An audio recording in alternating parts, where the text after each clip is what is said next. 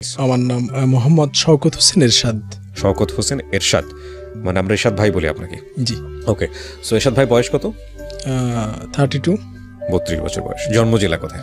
আমার জন্ম নোয়াখালী জেলার কবিরহাট থানার ধানশালিক ইউনিয়নের লামসি প্রাসাদ গ্রামে। ওকে, আপনি এখন বর্তমানে আছেন চট্টগ্রামে না কক্সবাজার? জি, চট্টগ্রামে। চট্টগ্রাম থেকে আপনি যোগাযোগ করেছেন আমাদের সঙ্গে এই অনুষ্ঠানে। আপনি কি দেখেন, নিয়মিত শোনেন এই অনুষ্ঠানটা? হ্যাঁ, মাঝে মাঝে দেখা হয়। ফাইন। সো আমাদের শওকত ভাই আপনি আমাদের সঙ্গে যোগাযোগ করেছিলেন এবং আমরা আপনার গল্পটা তুলে ধরতে চাই একেবারে ছোটবেলা থেকে, যেখান থেকে মনে আছে। জি, আমার বাবা চাকরি করতো কর্ণফুলী পেপার মিলে, চট্টগ্রামের ঐতিহ্যবাহী কর্ণফুলী পেপার মিল। তো যদিও এখন দৈন্য দশা ওই মিলের, কিন্তু আমার বাবা যখন চাকরিরত ছিলেন তখন ওই মিলের তখন যৌবনকাল ছিল বলতে গেলে। দেশের কাগজের চাহিদা বেশিরভাগ ক্ষেত্রে ওই মিলেই মিটাতো। তো মিলের অবস্থা তখন খুবই ভালো ছিল। তো আমার জন্ম ওই চন্দ্রকোনাতেই জন্ম এবং চন্দ্রকোনাতে বেড়ে ওঠা। চন্দ্রকোনার Karnaphuli paper mill school and কলেজে আমার স্কুল এবং কলেজ জীবন সমাপ্তি ঘটে। স্কুল থেকে আমি এসএসসি পাস করি, আর ওই কলেজ থেকে আমি কয় ভাই বোন ছিলেন আপনারা? আমরা 6 ভাই 1 বোন। আপনি বড়? না, আমি সবার ছোট, বড়টা 5 নাম্বার। আচ্ছা। সেখানে ওই স্কুলে আমার আসলে বেড়ে ওঠা, হাসি দুষ্টামি আনন্দ বেদনা সব কিছুই ওই চন্দ্রকোনার মাটিতেই আমার। তো চন্দ্রকোনার জন্য সবসময় এখনও আমার মন কাঁদে, মন টানে, কারণ ওখানেই আমার বেড়ে ওঠা স্কুল জীবন, কলেজ জীবন, এবং ওই জায়গা থেকেই আমি চাকরিতে জয়েন করা। আচ্ছা, তো আমি একটু জানতে চাই যে পুলিশের চাকরিটা কি আপনার বাই চয়েস ছিল, মানে আপনি নিজে থেকে চয়েস করে এসেছেন, নাকি ঠিক আছে আমার একটা জব দরকার সেজন্য পুলিশ লাইনে গেলাম, দাঁড়ালাম, হয়ে গেল? না, আসলে ছোটবেলা থেকে আমি বিশেষ করে যখন ঈদ আসতো তখন আমার পছন্দের প্রথম খেলনা ছিল পিস্তল। তো ওই পিস্তল, স্টিলের 10 টাকা দামের এক ধরনের পিস্তল পাওয়া যেত, 90 দশকের কথা বলছি আমি। তখন ওই পিস্তলগুলা ওই ছোট 2 টাকা দামের একটা বাজি আছে দিলে খুব ফুটতো। তো ওইটা আমার পছন্দের খেলনা ছিল, আর আমরা বন্ধুরা মিলে চোর পুলিশ খেলতাম সবসময়, আর আমি পুলিশ থাকতাম সবসময়। তো সে থেকে আসলে একটা চয়েস ছিল যে পুলিশে জব করার। তো ইনশাল্লাহ আল্লাহ সত্যি সত্যি সে আশাটাই পূরণ করছে। আচ্ছা, তো আপনি জয়েন করলেন কত সালে? আমি 2005 সালে পুলিশ বিভাগে জয়েন করি, এবং আমার ট্রেনিং সেন্টার ছিল নোয়াখালী ট্রেনিং সেন্টারের 24তম ব্যাচের অ্যাজ এ কনস্টেবল হিসেবে আপনি জয়েন করলেন। আমরা তো যতটুকু শুনেছি বাইরে থেকে যে পুলিশের এই যে কি বলা যেতে পারে র্যাঙ্ক, কনস্টেবল র্যাঙ্ক, সেখানে আসলে খুব কষ্টের একটা পেশা। আমরা বিভিন্ন টেলিভিশন রিপোর্টেও দেখেছি অতি অমানবিক ব্যাপার চলে আসে এখানে। আসলে আপনি জয়েন করার পরে কি দেখলেন, কি পেলেন? যদিও বিভাগীয় পর্যায়ে আমি জানি না আপনি এতটা লিবার্টি পাবেন কিনা বলার জন্য, তারপর আপনার জায়গা থেকে এক্সপিরিয়েন্স। আসলে কষ্ট সব পেশাতেই আছে, তবে আমাদের কষ্টটা এটা আসলে আমরা যেভাবে সার্ভিসটা করি সেক্ষেত্রে বলতে গেলে কষ্ট তো হয়, কিন্তু সেটা আসলে বাইরে প্রকাশ করার মতো না। এটা যে আমাদের সাধ্য অল্প কিন্তু চাহিদা অনেক। তো আমাদের প্রতি 900 জনের জন্য একজন পুলিশ বাংলাদেশে। তো এটা আসলে একজন পুলিশের পক্ষে এত মানুষকে কন্ট্রোল করা তো কখনোই সম্ভব না।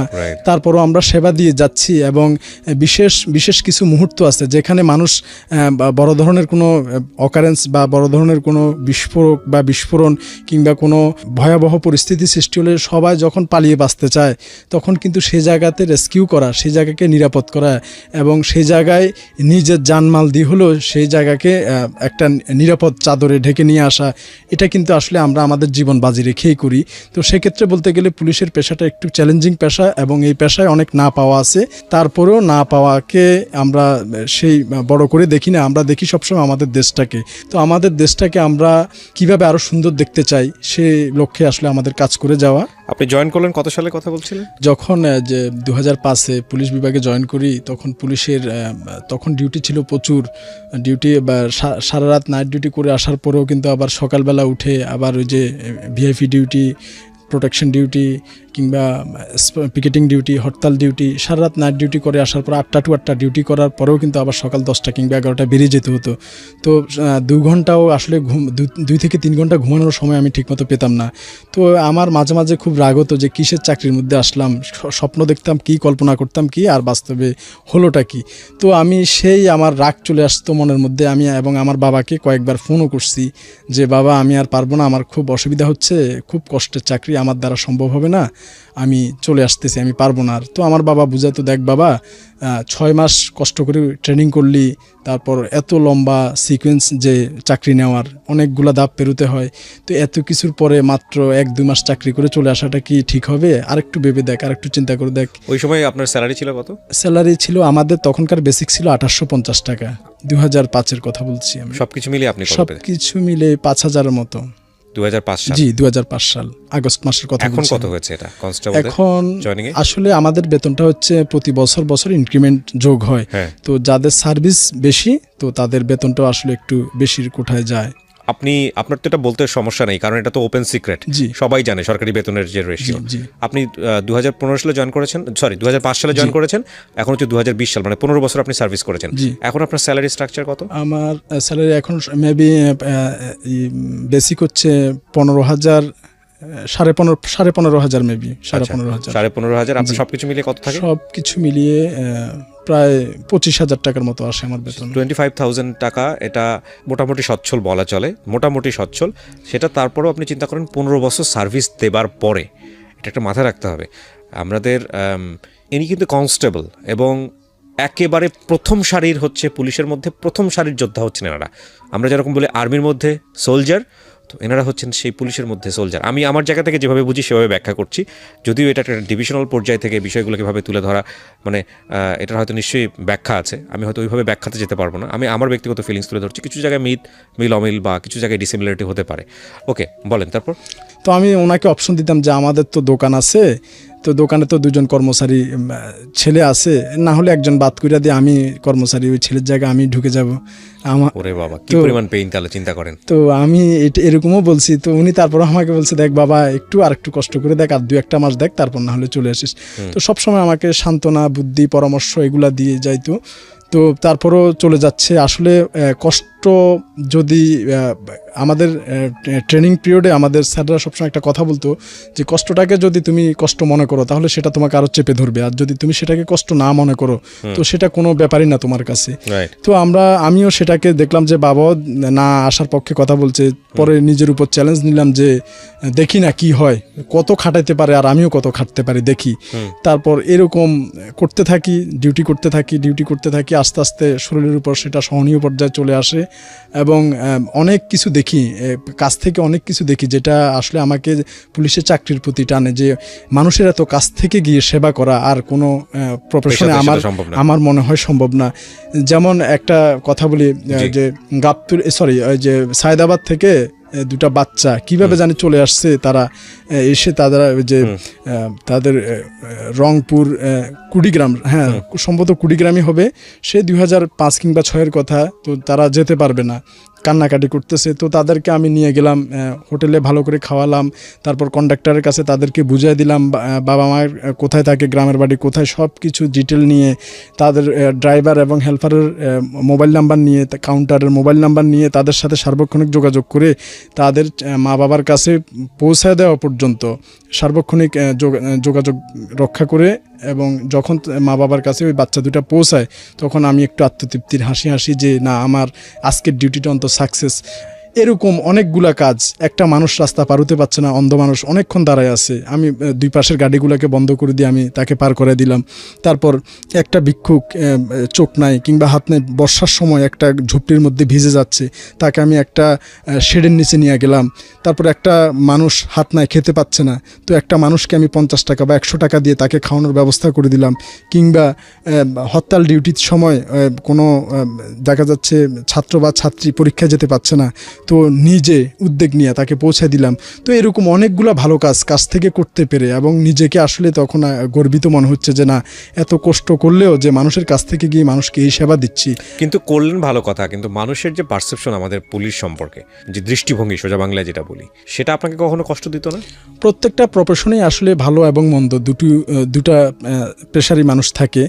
তো এখনকার যে বর্তমান সিচুয়েশন, যে পরিবেশ পরিস্থিতি, সেই অনুযায়ী খারাপের পাল্লাটাই ভারী। শুধু পুলিশ না, সবগুলা প্রফেশনেই আছে, যেটা আমার এই গল্পের সামনে আপনারা পাবেন। জি। দেখা যাচ্ছে এরকম মানুষের অনেকগুলো কাছ থেকে উপকার করতে পারছি, মানুষ দোয়া করছে। তো আসলে অন্যের দুঃখ কষ্ট দেখে কিন্তু নিজের যে দুঃখ কষ্ট দূর হয়ে যায়, সেটার অন্তত আমি মনে করি জ্বলন্ত প্রমাণ। আমি দেখছি যে রাস্তায় মানুষ সারা রাত মশা মাছি কামড়াচ্ছে, পোকা কামড়াচ্ছে, তারপরে মাথার উপর তাদের থাকার কোনো ছাদ নেই, বৃষ্টিতে ভিজে যাচ্ছে, রোদে কষ্ট করছে। আরও অনেক ধরনের মানুষের বিভিন্ন ধরনের সমস্যা এই রাস্তায় থেকে দেখা যায়। তো এই কাজ থেকে দেখে দেখে আসলে আমার মনটা অনেক আস্তে আস্তে নরম হতে থাকে যে না, আল্লাহ আমাকে অনেক ভালো রাখছে এই মানুষগুলোর চেয়ে। তো এ থেকে আস্তে আস্তে আমার চাকরির প্রতি মনটা বসে যায়। প্রিয় শ্রোতা, গল্পের মাঝখানে একটু থামে ফিরছি আমরা। 2005 থেকে 2009 সাল পর্যন্ত ঢাকাতে চাকরি করি। তো ঢাকাতে চাকরি করার পর এরপর আমার পোস্টিং হয় সিএমপিতে, সিএমপিতে চট্টগ্রাম মেট্রোপলিটন প্রথম পোস্টিং হয় চট্টগ্রাম রেঞ্জ। তো রেঞ্জ রিপোর্ট করার পরে আমাকে পোস্টিং দেওয়া হয় রাঙ্গামাটিতে। তো রাঙ্গামাটি থেকে আমি এখানে একটা কথা বলে রাখা উচিত, আমি মেডিকেলে 3 বছরের ডিপ্লোমা করি এবং 2 বছরের প্যারামেডিকেল করি বাংলাদেশ কারিগরি শিক্ষা বোর্ডের অধীনে, যেটা সরকারি। এটা পুলিশে থাকা অবস্থায়? জি, পুলিশে সুযোগ আছে। হ্যাঁ, আছে, সুযোগ আছে এবং আমাদের ডিপার্টমেন্ট থেকে পড়ালেখা করার যথেষ্ট সুযোগ আছে। এবং আমাদের বর্তমানে 95%, আমি 99ই বলবো, সব গ্র্যাজুয়েশন করা, যে কনস্টেবল লেভেলের, আমার মনে হয় না যে এখন গ্র্যাজুয়েশন করা ছাড়া যে হাতে গোনা যে একজন খুঁজে নিতেও আমার মনে হয় অনেক কষ্ট হয়ে যাবে। কনস্টেবল? হ্যাঁ, জি, কনস্টেবল পর্যায়ে এখন এই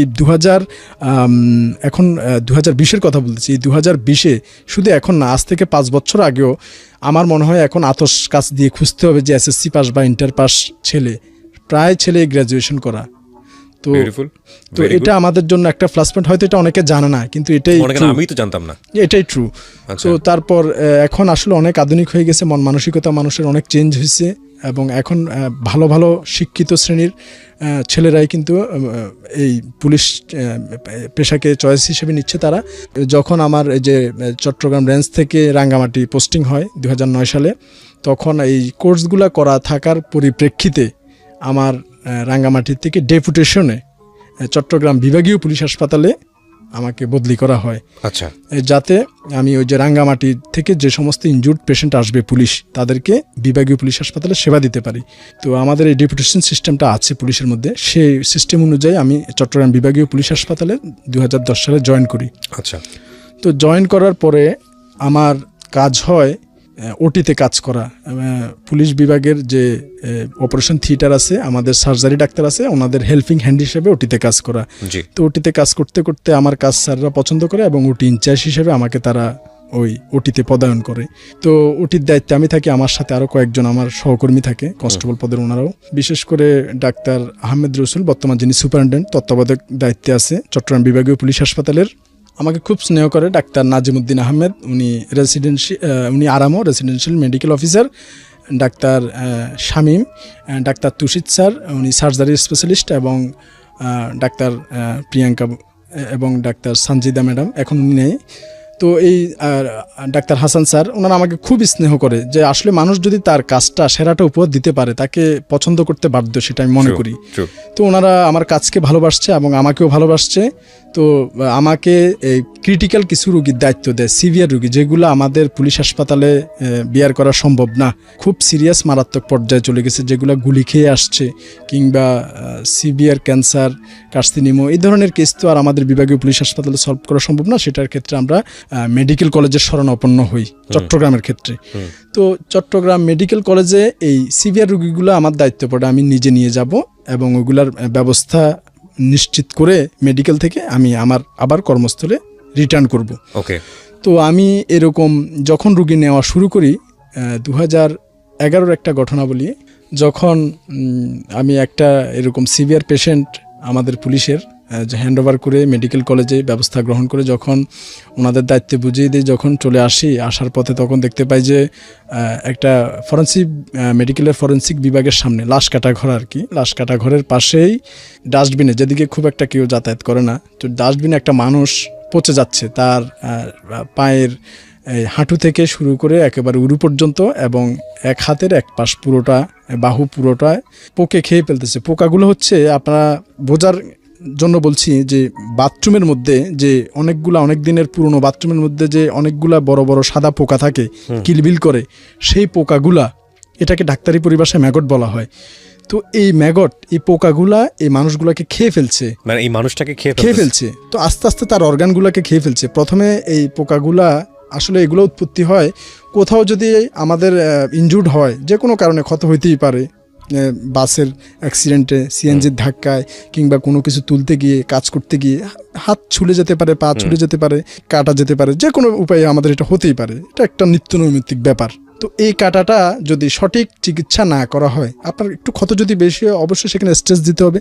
সেলাই যদি না করেন তো ওই জায়গাটা থেকে ইনফেকশন ছড়াতে ছড়াতে আস্তে আস্তে গ্যাংগ্রিন হয়ে যাবে। গ্যাংগ্রিন হয়ে যাওয়ার পর ওইখানে আস্তে আস্তে ম্যাগট সৃষ্টি হবে। এই পোকাগুলো আস্তে আস্তে বাড়তে বাড়তে আপনার এই প্রথমে টিস্যুগুলোকে খেয়ে ফেলবে। টিস্যুগুলো খেয়ে ফেলার পরে বোনকে ধরবে। ওই বোন থেকে তারপর আস্তে আস্তে এটা যখন রক্তনালীগুলো অ্যাটাক করে, হার্টের ভিতরে বোনের ভিতর দিয়ে আস্তে আস্তে ভিতরে প্রবেশ করে, তখন মানুষটা অল্টারনেটিভ হার্ট অ্যাটাক করে মৃত্যুবরণ করে। তো এই প্রক্রিয়া ঘটাতে আপনার সর্বোচ্চ 1 মাস সময় নেবে একটা মানুষের ক্ষেত্রে।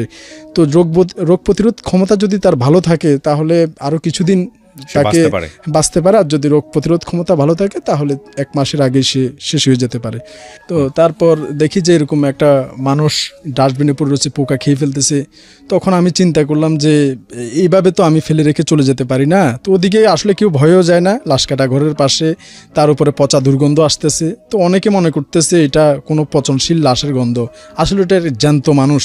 আমি যেহেতু মেডিকেলে জব করি, পুলিশের মেডিকেল শাখায় আছি, তো আমার ওই যে ফরেন্সিকের উপর একটু বাড়তি কিউরিসিটি আছে যে মানুষের লিভার কীরকম, কতটুকু হয়, এই লিভার থেকে কি নেয়, কয়টা অংশ থাকে। আসলে আমি এগুলা তো বইতে পড়ছি, প্র্যাকটিক্যালি দেখা আর বইতে পড়া অনেক পার্থক্য আছে। তো আমার এই কিউরিসিটিটা অনেক আগে থেকে, এবং আমি যখনই মেডিকেল যাই, মেডিকেলের যে ডোম যে লাশ কাটে তার নাম হচ্ছে কদম আলী, চট্টগ্রাম মেডিকেল কলেজের। তো কদম আলীর সাথে আমি একটু সখ্য করে তুলি যে লাশের পার্টগুলা, অংশগুলা লাশ কাটার পরে যে কোন পার্ট কতটুকু, কারণ ওর থেকে জিনিসটা শেখার আমার উদ্দেশ্য এটা যে আমার পুলিশ হাসপাতালে যখন একটা, যেমন কিছুদিন আগে একটা বাবুর্চিকে তার ভাই চাকু মেরে দিছে, তো ওই বাবুর্চিকে যখন নিয়ে আসছে আমার ওটিতে সেলাই করার জন্য, তো আমি এই চামড়াটা কতটুকু মোটা, আর এই চামড়াটা আপনার ওই যে ওই যে প্রস্রাবের এই যে থলি, ওই থলি থেকে উপরের চামড়াটা কতটুক পুরুত্ব, আমি কতটুক ডিপে যেতে পারবো স্টিচ দেওয়ার জন্য, এই জিনিসটা আমি কিন্তু সম্পূর্ণ ওই ফরেন্সিক বিভাগে যায় শিখতে পারি। এই জিনিসগুলো কিন্তু আমি ওইখান থেকেই শিখছি, এবং ওইখান থেকে আমি এখন আমার হাত পানির মতো চলে। তো এটা যদি আসলে প্র্যাকটিক্যালে না যাওয়া যায় তাহলে এটা কিন্তু বই পড়ে কিংবা কারো থেকে দেখে এতটা শেখা যায় না। রাইট। তো যাই হোক, তো আমি যখন দেখি যে এরকম পোকা খেয়ে ফেলতেছে, তখন আমি ব্যাপারটা প্রথমে একটু হেঁটে চলে যাই, পরে নিজের বিবেকের সাথে আমি পরাজিত হই। আমি মনের মধ্যে একটা জিনিস আসছে যে এই লোকটা যদি আমার আপন ভাই হতো, আমি কি। পজ ব্রাদার, আমি সরি টু সে, আমি এখানে ইন্টারাপ্ট করতে চাই। আমি যে কথাটা উনি আসার আগেও বহুবার এই এপিসোডে বলেছি, আপনি যদি একটা মানুষকে ফিল করতে না পারেন তাহলে আপনি তাকে হেল্প করতে পারবেন না। জীবনে কোনো মানুষকে যদি আপনি হেল্প করতে চান, সেখানে আপনার মন কাজ করতেছে না, জাস্ট 1 মিনিট ওই সময়টাকে নিজেকে পজ দিয়ে ফিল করেন। It can be you, it can be your. উনি তো বলেছেন আমার ভাই হতে পারে, ভাইটা বাদ দেন, আপনি নিজেকে ফিল করেন ওই পোকা খাওয়া মানুষটা আপনি হতে পারেন। আল্লাহ কাকে কখন কোন জায়গাটায় ফেলে দেবে আপনি চিন্তাও করতে পারবেন না। যদি আপনি এটা ফিল করেন, আপনি দেখবেন যে সঙ্গে সঙ্গে আপনি যদি মানুষ হয়ে থাকেন, আপনার ভেতরে কোনো না কোনো অনুভূতি জাগবে যে ওকে কিভাবে হেল্প করা যায়। এবং এটা খুব জরুরি, খুবই জরুরি, কারণ কোনো হেল্পই আসলে ওই ব্যক্তিটাকে করে না। পৃথিবীর সমস্ত হেল্পই, যদি আপনি রিলিজিয়ন বিশ্বাস করেন, পৃথিবীর সমস্ত হেল্পই আপনি নিজেকে নিজে করছেন, কারণ এটা রিটার্ন আছে। ওকে জি। তো আমি চিন্তা করলাম যে সে যদি আমার ভাই হতো কিংবা সে যদি আমার বাবা হতো, তাহলে কি আমি এভাবে ফেলে দিয়ে তাকে চলে যেতে পারতাম? তো আমি কোনোভাবেই নিজের মনকে বোঝাতে পারি না। পরে অর্ধেক পর থেকে আবার রিটার্ন করি আমি সেই ফরেন্সিক বিভাগের সামনে। তারপর আমি 4 জোড়া গ্লাভস কিনি, কারণ ওইটা তো পচে গেছে, ধরা যাবে না। খুবই করুণ অবস্থা। কোথায় মেয়ে ছিলেন উনি? ছেলে। পড়ে আছে এখানে? হ্যাঁ, ওইখানেই পড়ে আছে। এই যে একটু মুখ নাড়াচ্ছে, হাত নাড়াচ্ছে, একটা হাত ভালো আছে সেটা নাড়াচ্ছে, আর একটা পা ভালো আছে সেটা নাড়াচ্ছে। তখন পর্যন্ত কথাবার্তা বলতে পারেনি। সে তার ক্ষুধা লাগছে, সে হাত দিয়ে বুঝাচ্ছে মুখের কাছে যে খাবে, কিন্তু ডাস্টবিনের মধ্যে পড়া। কিন্তু তো আপনি ওনার সঙ্গে তখন কথা বলতেছিলেন, মানে উনি কি করতেছিল আসলে? উনি আসলে, আমি যতটুকু বুঝতে পারছি, উনি মানসিক ভারসাম্যহীন। উনি শুধু হাত দিয়ে খাবে, এরকম খাবার দেখাচ্ছে যে তার ক্ষুধা লাগছে। তো ওখানের মধ্যে মানুষ ময়লা ফেলে। তো আমি চিন্তা করলাম যে ওনাকে কিভাবে রেস্কিউ করা যায়। যায়, তো ওনার আসলে ধরার মতো জায়গাও নাই, একটা হাত তো অলরেডি পোকা খেয়ে ফেলতেছে। তো আমি চিন্তা করছি যে গ্লাভস কিনবো, তো আমি 4 পেয়ার গ্লাভস কিনি। তো আমি বাকি 3 জন কাকে পাবো ধরার জন্য? আমি 1 ঘন্টা ওইখানে দাঁড়াইছি, অনেক লোককে রিকোয়েস্ট করছি, তো যে কোনো লোককে ডাকলেই আসে, কিন্তু রুগীর দিকে তাকানোর পরে থুতু ফেলে চলে যায়, ওইদিকে আর তাকায় না। আপনি পুলিশি ড্রেস পরা অবস্থায় রিকোয়েস্ট করতেছেন, বাট নোবডি ইজ লিসনিং। কোনো লোকই কেন ইভেন ইমাজিন, মানে একজন পুলিশ যদি কাউকে রিকোয়েস্ট করে, এটা সাধারণ মানুষ শুনবে না, এটা তো চিন্তাই করা যায় না। প্রথম কথা হচ্ছে এটা। তো তারপরেও পুলিশকে ডিনাই করতেছে, তার মানে রোগীর অবস্থা কতটা খারাপ ছিল। তো ওই এমন একটা বিশ্রী গন্ধ আসছে, আসলে ওইখানে দাঁড়ানোর মতো অবস্থাও নাই। আমি কোনো রকম নাকে রুমাল চাপা দিয়ে গ্লাভসগুলো নিয়ে দাঁড়ায় আছি, কিন্তু দেখতেছি যে কোনো মানুষ সাড়া দিচ্ছে না। 1 ঘন্টা অনেক রিকোয়েস্ট করছি, কিন্তু কোনো লোক পায় না। কারণ আসলে লোকদেরও দোষ দিই না, তারা যে ধরবে, কোথায় ধরবে? এই পচা জায়গায় তো আর ওরা হাত জীবনও দিবে না। তো এরকম আসলে 1 ঘন্টা আমি দাঁড়ায় আছি, দাঁড়ায় থেকে যে আসলে কাজ হচ্ছে না। পরে চিন্তা করলাম যে কি করা যায়। তারপর আমি আমার ওই যে পুলিশ লাইনে ফেরত আসলাম। তো আমি যাদের সাথে থাকি, তো সেখানে এখন পোস্টিং হয়ে গেছে, বর্তমানে কোর্টে আছে, সদর কোর্টে আছে চট্টগ্রামের কনস্টেবল আনোয়ার, এবং আরেকজন কনস্টেবল আছে, এখন পোস্টিং হয়ে গেছে কনস্টেবল মিরাজ এখন প্রমোশন হয়ে এএসআই সম্ভবত বরিশালে আছে। মিরাজ এবং আনোয়ার, আর একজন অনেক রিকোয়েস্ট করি, এক ভ্যান গাড়িওয়ালাকে ধমক দিয়ে, আমরা 3 জন পোশাক পরা মানুষ, তাকে একরকম জোর করে ধমক দিয়ে তাকে ভ্যান গাড়ি সহ তাকে নিয়ে আসছি। বলছি তোকে 500 টাকা দেবো। সে বলে আমি 1 টাকাও নিব না, আমি আপনাদের এই রুগী উঠাতে পারবো না। সে না তো নাই। তারপরে তাকে অনেক একরকম জোর করে ধরে ধমক টমক দিয়ে, তো তার গাড়িতে আমরা ওই অজ্ঞাত বেওয়ারিশ মানসিক ভারসাম্যহীন পচে যাওয়া মানুষটাকে উঠাই এবং উঠিয়ে চট্টগ্রাম মেডিকেল কলেজ হাসপাতালে নিয়ে যাই। তো নিয়ে যাওয়ার পরে এটার এমন বিকট দুর্গন্ধ, আশপাশে কেউ দাঁড়াচ্ছেও না। ওনাকে যে এখানে একটা সিস্টেম কি, মেডিকেলে রুগী আসার পর মেডিকেলের নিজস্ব কিছু ট্রলি আছে, ওই ট্রলিতে করে যে ওয়ার্ডে রুগীকে রেফার করা হয়, ওই নির্দিষ্ট ওয়ার্ডে, ওই ডিজিজের ওয়ার্ডে রুগীকে ওই ট্রলিতে করে নিয়ে যাওয়া হয়। কিন্তু এই রুগীকে কেউ ওই ট্রলিতে উঠাবে না, সবাই সরে গেছে। তো একজন মানুষ কিন্তু সৃষ্টির সেরা জীব, তো সবাই সরে গেছে, তাকে ট্রলি থেকে উঠাবে না। আর ডিউটি ডক্টর যে ছিল, উনি আমাকে বলছে যে ভাই, এই রুগী তো বেওয়ারিশ রুগী, আপনি আয়না ভর্তি করে দিয়ে চলে যাবেন, তারপরে এটা পায়খানা করবে, প্রস্রাব করবে, পচা দুর্গন্ধ চড়াবে, এটাকে বিয়ার করবে, আপনি আমাকে বলেন। তো আমি ওনাকে কি উত্তর দেবে আমিও নিজেও বুঝতেছি না। তো এটা একটা মানে কোনো সমাধানে থাকলো না এটার। তারপরও আমি যে গায়ে পুলিশের পোশাক একটু জোর খাটালাম, বললাম যে এর গার্জিয়ান আমি, হ্যাঁ ভর্তি করেন আপনি। তারপরে উনি দেখতেছে যে আমরা 3 জনই পুলিশের 3 জন পোশাক পরা পুলিশ, প্রায় উত্তেজিতের মতোই। তখন উনি বাধ্য হয়ে ভর্তি করলেন, যে যখন আপনারা গার্জিয়ান আছেন ঠিক আছে, ভর্তি নিলাম। উনি ভর্তি করলো, আমরা এই ট্রলিতে করে ওই 27 নম্বর ওয়ার্ড, সার্জারি ওয়ার্ডের 27 নম্বর ওয়ার্ডের একেবারে কর্নারে নিয়ে রাখছি ওনাকে। তো আমরা কোনো রকম গ্লাভস পরে ওর পায়খানা টায়খানা ওগুলো পরিষ্কার করে, পোকা টোকা যে কিভাবে ম্যাগট দূর করতে হয় পোকাগুলা, এটা কিন্তু সাধারণ চিকিৎসা না। যে কোনো সাধারণ মেডিকেল কর্মী কিন্তু এই পোকাগুলো বের করতে পারবে না। এটার আলাদা একটা নিয়ম আছে। এখানে কিছু বিশেষ মেডিসিন ইউজ করা হয়, তারপিনের তেল, ইউজল, তারপর আপনার হাইড্রোজেন পারঅক্সাইড, বিভিন্ন সমন্বয় আছে এই পোকা বের করার জন্য। এটা বাবা, হাইড্রোজেন পারঅক্সাইড কাটা জায়গায় দিলে তো জান বেড়ে যাওয়ার মতো অবস্থা। এরকম এটা আসলে বিভিন্ন ধরনের সমন্বয় আছে, তারপরে এই পোকা মুক্ত করা যায়। তারপরে সেখানে অনেকদিন ড্রেসিং করতে হয়। তো এই ম্যাগট হাইড্রোজেন পারঅক্সাইড যদি কোনো ক্ষত জায়গায় লাগে, ওইখানে মনে হয় যে অ্যাসিড বার্ন করতেছে, এরকম জলে আর কি। হ্যাঁ, তো এরকম আমরা এটা নিজেরাই এটা করি। তো ওইখানে ইন্টার্ন ডক্টর যারা ছিল, ওনারা বলছে ঠিক আছে ভাই, আমরা দেখবো, ওষুধ টষুধ যা কিছু করা লাগে করবে, আপনারা কাজ সারায় ফেলেন, মানে আপনারা ড্রেসিং করে সব কিছু ফ্রেশ করে দেন, আমরা ফাইলে ওষুধ টষুধ যা লেখা লিখবো। তো আমরা সব কিছু করে দিয়ে আসছি। তো পরদিন আমি আর যেতে পারি নাই, আমার ডিউটি মেডিকেল ছিল না। 3য় দিন যখন মেডিকেল ডিউটি ছিল, তখন আমি আবার ওই মেডিকেল যাই, আমার পুলিশ রুগীর কাজটা শেষ করে আমি আবার ওই 27-এ চলে যাই রুগীটার খোঁজ নেওয়ার জন্য, যে একদিন আগে তো ভর্তি করা কি অবস্থা দেখি। তো তখন যাই দেখি যে ওইখানে আর নাই, ওই রুগীকে কোথাও, ওই ওয়ার্ডে কোথাও খুঁজে পেলাম না। পুরো হাসপাতাল তন্ন তন্ন করে খুঁজলাম, কোথাও সেই রুগী নাই। তারপরে দেখছি যে যেখান থেকে আনছি, মন খারাপ করে যখন চলে আসতেছি, ওই জায়গায় দেখি আবার পড়ে আছে। তো আমি অবাক হয়ে গেলাম, রুগীটা ভর্তি করে দিয়ে আসলাম, আবার এখানে কিভাবে আসলো, আর কেই বা আনলো এই রুগী, এটা তো ধরেও না কেউ। তো পরে আমি রাগ হলো, এখানে কেন আসলো, আর এর তো আত্মীয় স্বজনও কেউ নেই, মানসিক ভারসাম্যহীন রুগী। তো আমি আবার সেই 27 নম্বর ওয়ার্ডে চলে যাই। ওইখানের ইন্টার্ন ডক্টর যারা ছিল, ওনাদেরকে আমি জিজ্ঞাসা করলাম যে ভাইয়া, আমি তো এই রোগী ভর্তি করে দিয়ে গেলাম, এখন দেখি যেখান থেকে আনছি ওইখানে, এটা কীভাবে সেখানে গেল। তখন উনি যেভাবে আমাকে বলছে, তার অর্থ এটা দাঁড়ায় যে দেখেন ভাই, আপনি পুলিশ মানুষ, আপনি ভর্তি করে দিয়েছেন, আপনি তো গায়ের জোরে ভর্তি করে আনে চলে গেছেন, এই রোগী পায়খানা করতেছে, প্রস্রাব করতেছে, তারপর তার এই যে ম্যাগটের পচা দুর্গন্ধ ছড়াচ্ছে, একটা ওয়ার্ডে 150 থেকে 200 রুগী থাকে। তো এই একজন রুগীর জন্য কি আমি 150-200 রুগী কি কষ্ট দেব, বা তারা কি এই সমস্যায় পড়বে? আপনি বলেন, আপনার বিবেকে কি বলে? একজনের জন্য কি 200 রুগী কষ্ট করবে?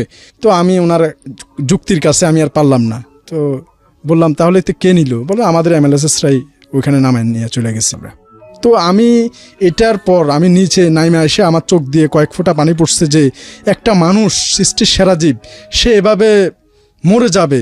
সে একজন, এটা একটা গণতান্ত্রিক স্বাধীন দেশ, এই এত কষ্ট করে যে আমাদের দেশ স্বাধীন করছে, এত মানুষ প্রাণ দিল, আর ওইগুলোই বাদ দিলাম, সে তো মাকলুকাত, সে সৃষ্টির সেরা জীব।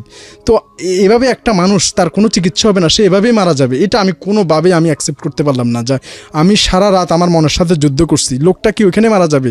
যে পৃথিবীর কোনো জায়গা থেকে তার জন্য কি 1 টাকা কিংবা একটু সহযোগিতাও কোথাও থেকে আসবে না? আমি এটা কোনোভাবেই, সারা রাত আমি ঘুমাতে পারিনি, উপর আল্লাহ একজন সাক্ষী, সারা রাত আমি খুব কষ্ট করছি যে কি করা যায়, এটা কি করা যায়। মেডিকেলে তো ডাইরেক্ট হবেই না, আমি নিজের চোখে দেখে আসলাম, কোনোভাবেই সম্ভব না। তাহলে কোথা নিব তাকে? আমি কোনো লোকজনও কিন্তু তার সাহায্যে আগায় আসে না। পরে চিন্তা করলাম, আমি তো ডিপ্লোমা করা, আমি তো প্যারামেডিক্যাল করা, আমি তো ওটি ইনচার্জ হিসেবে দায়িত্ব পালন করতেছি, তো আমি কেন পারবো না? আমিও তো আমাদের এখানে সিভিয়ার ড্রেসিংগুলো আমিই করতেছি, অপারেশনের পরপরই ড্রেসিংগুলো আমি হাত দিচ্ছি, অর্গান কেটে বাদ দিছে, গুলি লেগে পা উড়ে গেছে, সেই ড্রেসিং তো আমিই করছি, তাহলে এটা কেন আমি ধরবো না? কেউ যখন নাই তখন আমি সিদ্ধান্ত নিচ্ছি যে না, আমি একাই ধরবো, এটা শেষ, আমি দেখেই ছাড়বো। আর আমার সবচেয়ে ভরসা হচ্ছে, আমি যখন আমার এই পুলিশের পোশাকটা গায়ে দিই, তখন আমার মনে হয় আমাদের সব জাতির একটা ধর্ম আছে, মুসলিমের ধর্ম হচ্ছে ইসলাম, বুদ্ধিস্টের ধর্ম হচ্ছে বৌদ্ধ ধর্ম, খ্রিস্টানদের ধর্ম হচ্ছে খ্রিস্টীয় ধর্ম, হিন্দুদের ধর্ম হচ্ছে সনাতন ধর্ম, পুলিশেরও একটা ধর্ম আছে। আর আমাদের ধর্মটা হচ্ছে সেবা, সেবাই পুলিশের ধর্ম। আমাদের মূল মোটো স্লোগান একটাই, সেবাই পুলিশের ধর্ম। তো যখন আমি আমার এই পোশাকটা গায়ে দিই, তখন আর আমার যে মনের মধ্যে যে সংকোচটা ছিল সেটাও সম্পূর্ণ কেটে যায়, যে আমিই করবো, এটা আমাকে করতে হবে, আমিই করব। এবং আমি দৃঢ় সংকল্প করি যে আমি নামছি তো নামছি, এটা শেষ, আমি দেখে ছাড়বো, এবং আমি আগাই যাই। পরদিন সকালে আমি আমার যে ডিউটির স্পটে আমি আমার সহকর্মীকে বসাই দিয়ে আমি ওই যে ফরেন্সিকের পাশে, ডাস্টবিনের পাশে আমি চলে যাই। তো যাওয়ার সময় আমার যে ইকুইপমেন্টগুলো লাগতে পারে সেগুলো সব কিছু আমি আমাদের কিন্তু ওই যে বিভাগীয় পুলিশ হাসপাতালে চাকরি করতে হলে কিন্তু সবার আলাদা আলাদা বিপি মেশিন বা ইকুইপমেন্ট যে শাখায় কাজ করে তার কিন্তু আলাদা থাকে। তো আমারও একটা সেট আছে সবগুলা। তো আমি আমার সম্পূর্ণ সেটগুলা নিয়ে ওই নিঃস্ব রোগীর কাছে চলে যাই। যাওয়ার পরে তো একা কিভাবে করব, এই জন্য অনেকক্ষণ দাঁড়াই আছি যে কেউ যদি হাতটা একটু ধরে আমি তাহলে একটু কাজটা করতে সুবিধা হয়। কিন্তু 1-2 ঘন্টা অনেকক্ষণ দাঁড়িয়ে থাকে, কিন্তু দেখি যে কেউ আসে না। আসা তো দূরের কথা, ওইদিকে তাকায়ও না। তো পরে চিন্তা করলাম যাই হবে একাই শুরু করি। পরে ডবল গ্লাভস পরে, আমি মাস্ক পরে, আমার এই যে ইনস্ট্রুমেন্ট নিয়ে আমি আস্তে আস্তে শুরু করি, পচা অর্গানগুলো কাটা শুরু করি। একটা যেটা হচ্ছে, আপনি যখন অর্গানটা কাটতেছিলেন, জি, তখন তো আলটিমেটলি এটা তো অ্যানেস্থেসিয়া দেওয়ার ব্যাপার আছে, ও তো মানসিক ভারসাম্যহীন, তো ওকে ম্যানেজ করা, ও দেখা গেল ও তো বিষয়টা বুঝতেওছে না, এটা আপনার জন্য রিস্কি হয়ে যাচ্ছিল না বিষয়টা?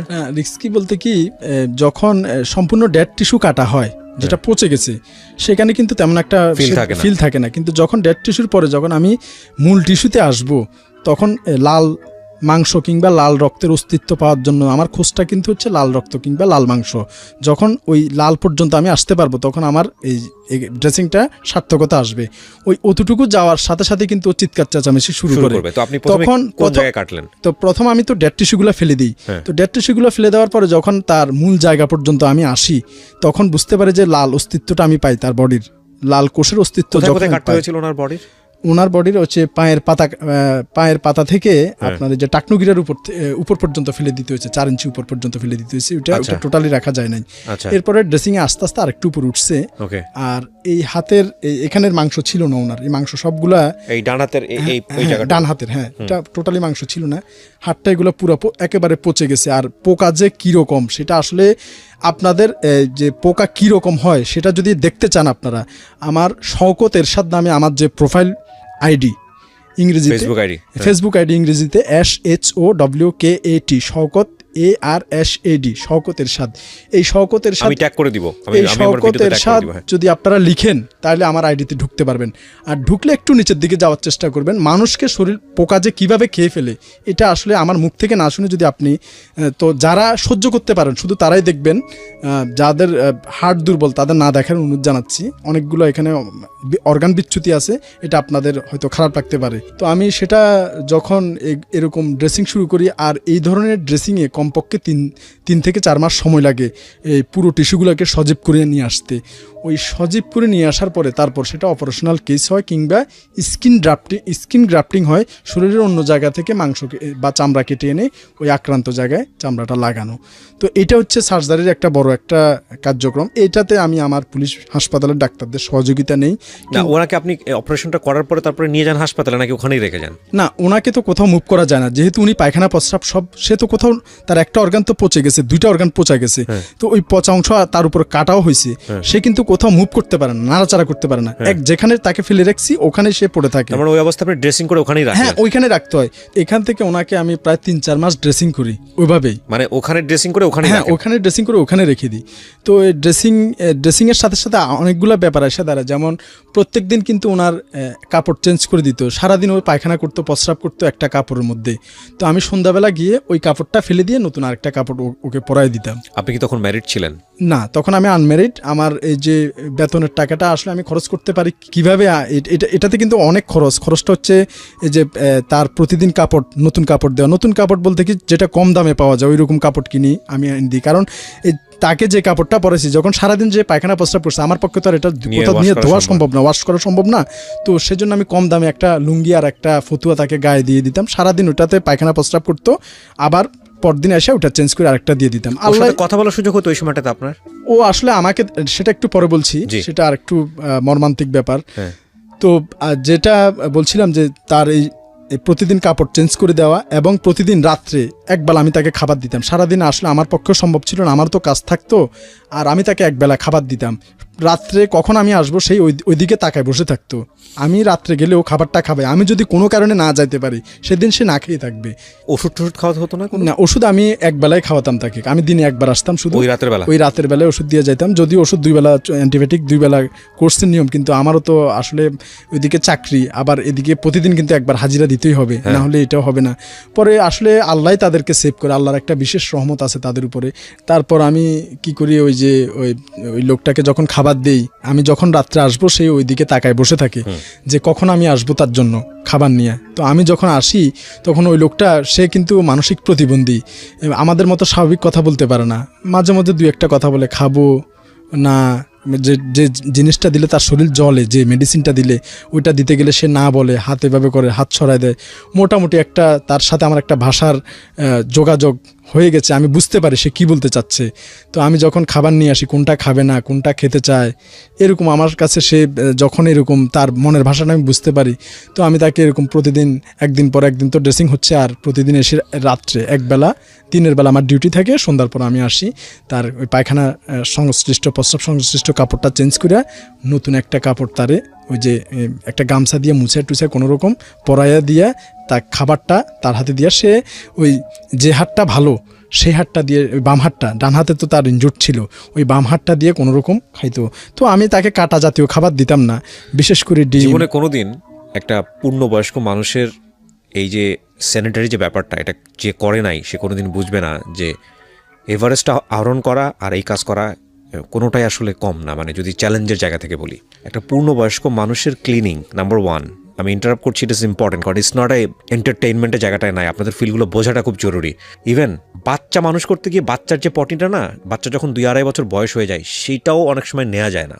আর একটা পূর্ণবয়স্ক মানুষ 3 মাস তো ওইখানে উনি ট্রিটমেন্ট দিচ্ছেন, কিন্তু তার কত আগে থেকে তিনি ওই নোংরা ডাস্টবিনে পড়ে আছেন, কি পরিমাণ তার গায়ে গন্ধ, কি পরিমাণ রক পচে গেছে, মাংস, যাকে গোসল করানো যাচ্ছে না, মানে জলজন্ত একটা মানুষ, তাকে প্রতিদিন নিজের পকেট থেকে পয়সা খরচ করে এনে ড্রেসটা উনি তো ক্লিন করতে পারতেছেন না, উনি এটা নিয়ে বলতেছে গামছাতে কোনো রকম মুছে ওটা ফালাই দিচ্ছে ডাস্টবিনে, পরবর্তী দিনে আরেকদিন একটা নতুন জামা, এবং নতুন না হোক যাই হোক না কেন কিছু একটা ম্যানেজ করে নিয়ে আসতেছে।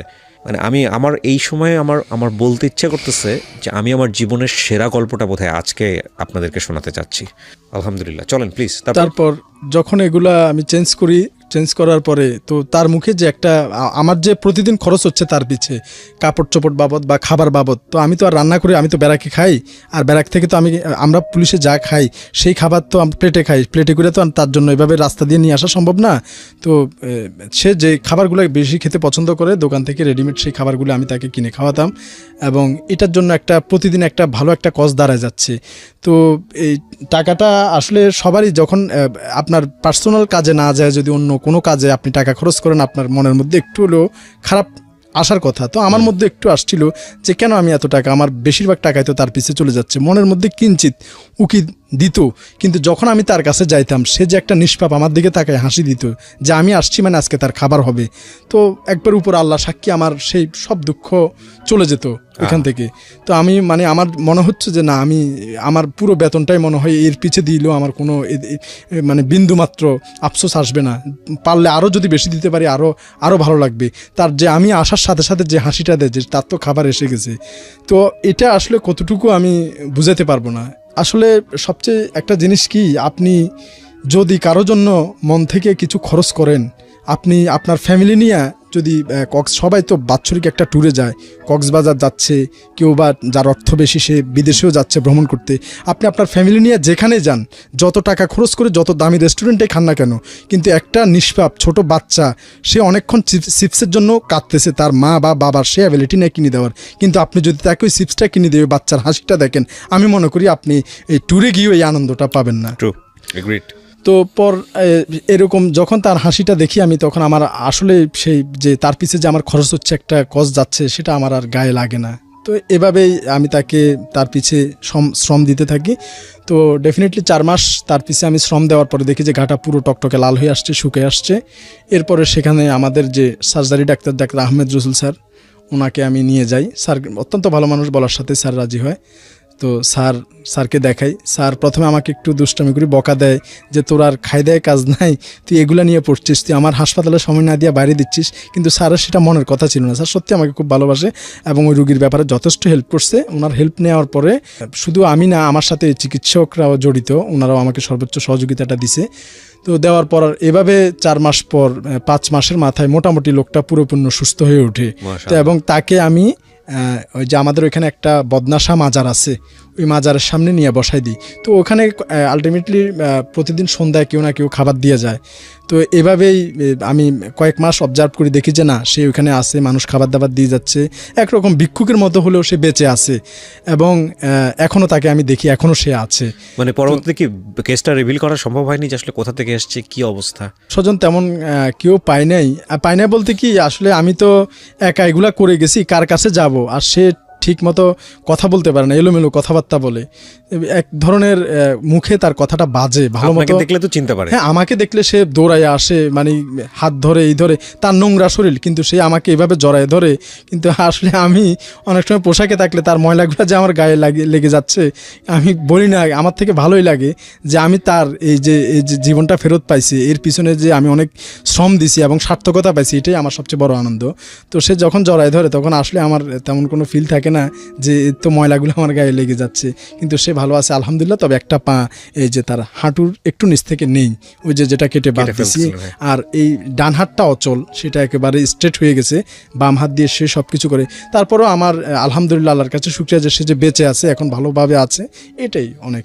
তারপরে কি হলো আপনার? তো এরপর কিছুদিন পর আমার ছোট বোন, বর্তমানে সে হেলথে চাকরি করে, কবিরহাট ইয়েতে হেলথে। এরপর ওর হাজব্যান্ড হচ্ছে সহকারী প্রধান শিক্ষক ওই নোয়াখালীর যে ভুইয়ারহাট উচ্চ বিদ্যালয়ের। তো আমার বোনটা যখন বিয়ে হয় নাই, সম্ভবত ইন্টারে পড়তেছে, তো তার হাতে ডান হাতে একটা সিস্ট হয়। সিস্ট হওয়ার পরে, টিউমার জাতীয় সিস্ট হওয়ার পরে, তো ওকে অপারেশন করার জন্য চট্টগ্রাম মেডিকেল নিয়ে আসে। তো যখন মেডিকেল নিয়ে আসে, তো আমাকে ফোন করা হয় যে তুই তো চট্টগ্রাম আসছিস, তুই আয়, তোর বোনের অপারেশন হবে। আমার বাবা, আমার মা, আমার ভাই ওখানে সবাই ছিল। তো আমার বোনের রক্তের গ্রুপ হচ্ছে বি পজিটিভ। ওটি করতে গেলে রক্তের প্রয়োজন হওয়াটাই স্বাভাবিক। আমার রক্তের গ্রুপও বি পজিটিভ। বলছে যে তুই একটু তাড়াতাড়ি আয়, যদি রক্ত লাগে রক্ত তোর থেকে দেওয়া লাগবে। তাই বলছে হ্যাঁ ওকে, আমি আসতেছি। তো অপারেশন থিয়েটারে ঢুকাইছে, আমার বোনের অপারেশন চলছে। তো আমি মেডিকেলের গেটে যখন আসি তখন দেখছি যে একটা মানে 4-5 জন মানুষ একটা পাজামা পাঞ্জাবি পরে একটা বাচ্চাকে বয়স 5-6 বছর এরকম হবে বা 6-7 এরকমই হবে, তো তাকে সবাই ধরাধরি করে ঢুকাচ্ছে, পুরো পাজামা পাঞ্জাবি রক্তে লাল। তো আমি একটু দৌড়ায় গেলাম, কি হলো এখানে? তখন বলছে যে সম্ভবত কোনো একটা এতিমখানার ছাত্র গাড়ি অ্যাক্সিডেন্ট হয়েছে মিরসরাই কিংবা তার আর একটু আগে এরকমই হবে, তারা ওইখানে দিয়ে চলে গেছে পথচারীরা, তো ওইখানে কিন্তু আর কেউ নাই। তো লোকটা বাচ্চাটার বিভিন্ন জায়গা থেকে ব্লিডিং হচ্ছে। তো এখন ওই আয়ারা যারা ট্রলিতে করে ওয়ার্ডে নিয়ে যাবে তারা লোক খোঁজাখুঁজি করছে, কে এই লোক, আর এর লোকই কারা, কে দিয়ে গেল, মানে একটা ধূম্রজাল। ওই ছেলেটা কিন্তু তখন ওইভাবেই পড়ে আছে। তো আমি চিন্তা করলাম যে আমার বোনের তো আমার ওইখানে আমার অন্য ভাইরা আছে, আমার মা আছে, বাবা আছে, কিন্তু এই বাচ্চাটার তো কেউ নাই। তো আমি ওই বাচ্চাটাকে নিয়ে দ্রুত ওই 26 নম্বর ওয়ার্ডে দিছে, 26 নম্বর ওয়ার্ডে আমি নিজে ট্রলি ধরে দ্রুত নিয়ে গেছি। যে জায়গাগুলো থেকে ব্লিডিং হচ্ছে ওই জায়গাগুলো ওইখান থেকে গজ নিয়ে দ্রুত শক্ত করে ব্যান্ডেজ করে মিনি উটিতে নিয়ে গেছি। মিনি উটিতে নিয়ে যাওয়ার পর বলছে যে বাম পাটা এখানে হয়েছে, ফ্র্যাকচার হয়েছে হার্ট, ওই জায়গাটা করতে হবে, দ্রুত টানা দিতে হবে, টানা বলে আর কি এটাকে, ওই যে ইনস্ট্রুমেন্ট এবং প্লাস্টার ইনস্ট্রুমেন্ট অনেক কিছু, মোটামুটি একটা ওষুধের ভাউচার লেখা বলছে যেগুলো নিয়ে আসেন। তখন আমাকে ফোন দিচ্ছে যে তোর বোনের ওটি তো হচ্ছে, তুই কই? আমি বলছি আমি আসি, হাসপাতালে আসি, লাগলে আমাকে বললেন। আমার মনের মধ্যে এটা যে আমি যদি এই বাচ্চাটার উপকারে আসি তাহলে আমার বোনকেও উপরওয়ালা দেখবে, তো এটা আমার মনের মধ্যে ফিল হচ্ছিল। এবং আলটিমেটলি ওই ছেলেটার জন্য যা কিছু করা লাগে তার সমস্ত ঔষধ এবং সারাদিন এক কথায় বলতে গেলে আমার বোনের ওটি কিন্তু শেষ। তাকে কেবিনে নিয়ে গেছে 29 নম্বর ওয়ার্ডে। ওই যে কেবিন থেকে আমার মা আমাকে ফোন দিচ্ছে, কি তুই মিথ্যা কথা বলতেছিস, তুই আসিসই তো নাই? তখন আমি বলছি মা আমি আসি। আর এটার মধ্যে আমি ফোনটা কেটে দিচ্ছি, আমি কিন্তু ওই ছেলেটাকে নিয়েই ব্যস্ত। বাচ্চাটাকে যা করা লাগে সন্ধ্যা পর্যন্ত সব কিছু করার পরে ওর চাচা আসছে, তো চাচার কাছে সব কিছু বুঝাই দিয়া বাচ্চার জন্য ফল টল দিয়া তারপর আমি আমার ওই যে বোনের কাছে সন্ধ্যার সময় আসি। তো আমাকে বকা শুনতে হয়েছে অনেকগুলা। তো আমি বলছি যে দেখেন আমি যদি ওই বাচ্চার কাজটা করছি বিদে আমার বোনকে আল্লাহর রহমতে সব রক্ত লাগে নাই, সুন্দরভাবে ম্যানেজ হয়ে গেছে। তো আমি এটাই বলতে চাচ্ছি যে কেউ যদি মন থেকে কিছু করে কোনো অসহায় মানুষের জন্য, তো তার ফ্যামিলিকেও অল্টারনেটিভ উপরওয়ালা দেখবে, এটাতে কোনো ভুল নেই। তো যাই হোক, এটা হচ্ছে আমার কিছুদিন পরের ঘটনা। তো এটার পরে আসছে কি রাঙ্গামাটি থেকে, আমি তো রাঙ্গামাটি থেকে ডিপুটেশনে চট্টগ্রাম বিভাগীয় পুলিশ হাসপাতালে। তো রাঙ্গামাটি থেকে ওইখানকার এক এমআই আমাকে ফোন দিছে, এমআই মানে নার্সিং কনস্টেবল যারা থাকে হাসপাতালে পুলিশের, তাদেরকে এমআই বলা হয়। ফোন দিছে যে ভাই একটা গরিব মানুষ, তার ছেলেকে গাড়ি অ্যাক্সিডেন্ট করছে, ট্রাকের চাকা চলে গেছে, হাতে মাথায় এবং পায়ে প্রচুর ব্লিডিং হচ্ছে, মনে হয় বাঁচবে না, গরিব মানুষ, আপনি তো এখানে আছেন, পারলে একটু দেখিয়েন। রাঙ্গামাটি থেকে আমাকে ফোন করে দিছে। তো ওকে, কখন পৌঁছবে? বলবে যে কিছুক্ষণের মধ্যে পৌঁছাবে। তো আমি তখন বাজতেছে সম্ভবত রাতের 2:30 বাজতেছে। আমি এই দামপাড়া পুলিশ হাসপাতাল থেকে আধ ঘন্টা লাগছে, আমি হাইটা চলে গেছি রাত্রে। তো আমার পাশের বেড যে সে বলছে কই যাচ্ছিস? বলছে ভাই এক আত্মীয় আছে, মেডিকেল যাচ্ছি। বলছে রাতের বেলা একটু দেখে শুনে যাইও। তারপরে আমি চলে গেলাম, যাওয়ার পরে ওই গেটে দাঁড়ায় রয়েছি বারান্দায়, ইমার্জেন্সি গেটে। তখন আসছে ছেলেটা। তো ছেলেটা আসার পরে দেখলাম যে আসলে খুবই মুমূর্ষ অবস্থা, তার বাবা মা সাথে আছে। তো মেডিকেলে বলছে যে তাকে দ্রুত আইসিইউতে নিতে হবে, নাহলে সে এখনই মারা যাবে। আর চট্টগ্রাম মেডিকেলে সম্ভবত 8 থেকে 10 বেড আইসিইউ বেড, আর সবগুলো সবসময় ব্লক। তো একটা আইসিইউ বেড একটা ফাঁকা হওয়া মানে 1000 দরখাস্ত পড়া, তো সেটা তো প্রশ্নই আসে না কখনো। তো আসলে এটা এরকমই, মানে কি আর করার, দুর্ভাগ্যতা, ছেলেকে তো বাঁচাতে হবে। তো তার বাবা মা আমাকে বললো ভাই আপনি একটু হেল্প করেন, ওকে একটু বাবা যে কোনোভাবে একটা আইসিইউর ব্যবস্থা করে দাও। তো আমাদের চট্টগ্রাম জিসি মোড়ে মেডিকেল সেন্টার নামক একটা প্রাইভেট হাসপাতাল আছে, ওই হাসপাতালের আইসিইউ সিট ফাঁকা ছিল, আমি ওই আইসিইউতে তাকে ভর্তি করে দিই। তো আইসিইউতে কিছুদিন পরে সম্ভবত এক সপ্তাহ হবে কি হবে না, 2.5 লক্ষ টাকার মতো বিল চলে আসছে তাদের। 10 দিন হবে মনে হয়, এরকম হবে। আজ থেকে 5-7 বছর আগের ঘটনা। তো আমার সাথে তখন আমার এক সহকর্মী কনস্টেবল ছিল, তার নাম রাব্বি, মেবি সে কুমিল্লা পুলিশ স্টেশনে কর্মরত আছে বর্তমানে, সে আমার সাথে ছিল। তো আমরা কি করি, তাকেও কল করে নিয়ে আসি। তো দুজনে মিলে তাকে মেডিকেল সেন্টারে ভর্তি করে দিই। তো মেডিকেল সেন্টারে আইসিইউতে ভর্তি করার পরে যখন 8-10 দিন পরে যখন এই যে প্রায় বিল 2.5 লাখ টাকার মতো চলে আসছে, তো এখন ওই লোকটা আয়শা বলতেছে ওই ইয়ে থেকে চাপ দিচ্ছে, হাসপাতাল থেকে চাপ দিচ্ছে টাকা দেওয়ার জন্য, টাকা তো অনেক হয়ে গেছে। তো এরা আমার কাছে সব সাকুল্যে বলছে যে একবারে সব কিছু, শুধু ঘর ভিটাটা ছাড়া সব মিলে 50,000 টাকা নিয়ে আসছে, আমাদের কাছে আর কিচ্ছু নাই। তো বিল আসছে 2.5 লাখ টাকা, আছে 50,000 টাকা। এখন কি করা যায়? পরে আমাদের পুলিশ বিভাগের তৎকালীন পুলিশ সুপার ছিল মাসুদুল হক স্যার, অত্যন্ত ভালো মানুষ স্যার, বর্তমানে সিআইডি কিংবা এসবিতে আছে, এডিশনাল ডিএজি স্যার, খুব ভালো মানুষ। তো স্যারের মাধ্যমে এবং আমাদের এখানকার সিএমপির কিছু সিনিয়র স্যারদের মাধ্যমে বিলটাকে অর্ধেক করে নিয়ে আসা হয়েছে, প্রায় 1.5 লাখ টাকার মতো করে নিয়ে আসা হয়েছে।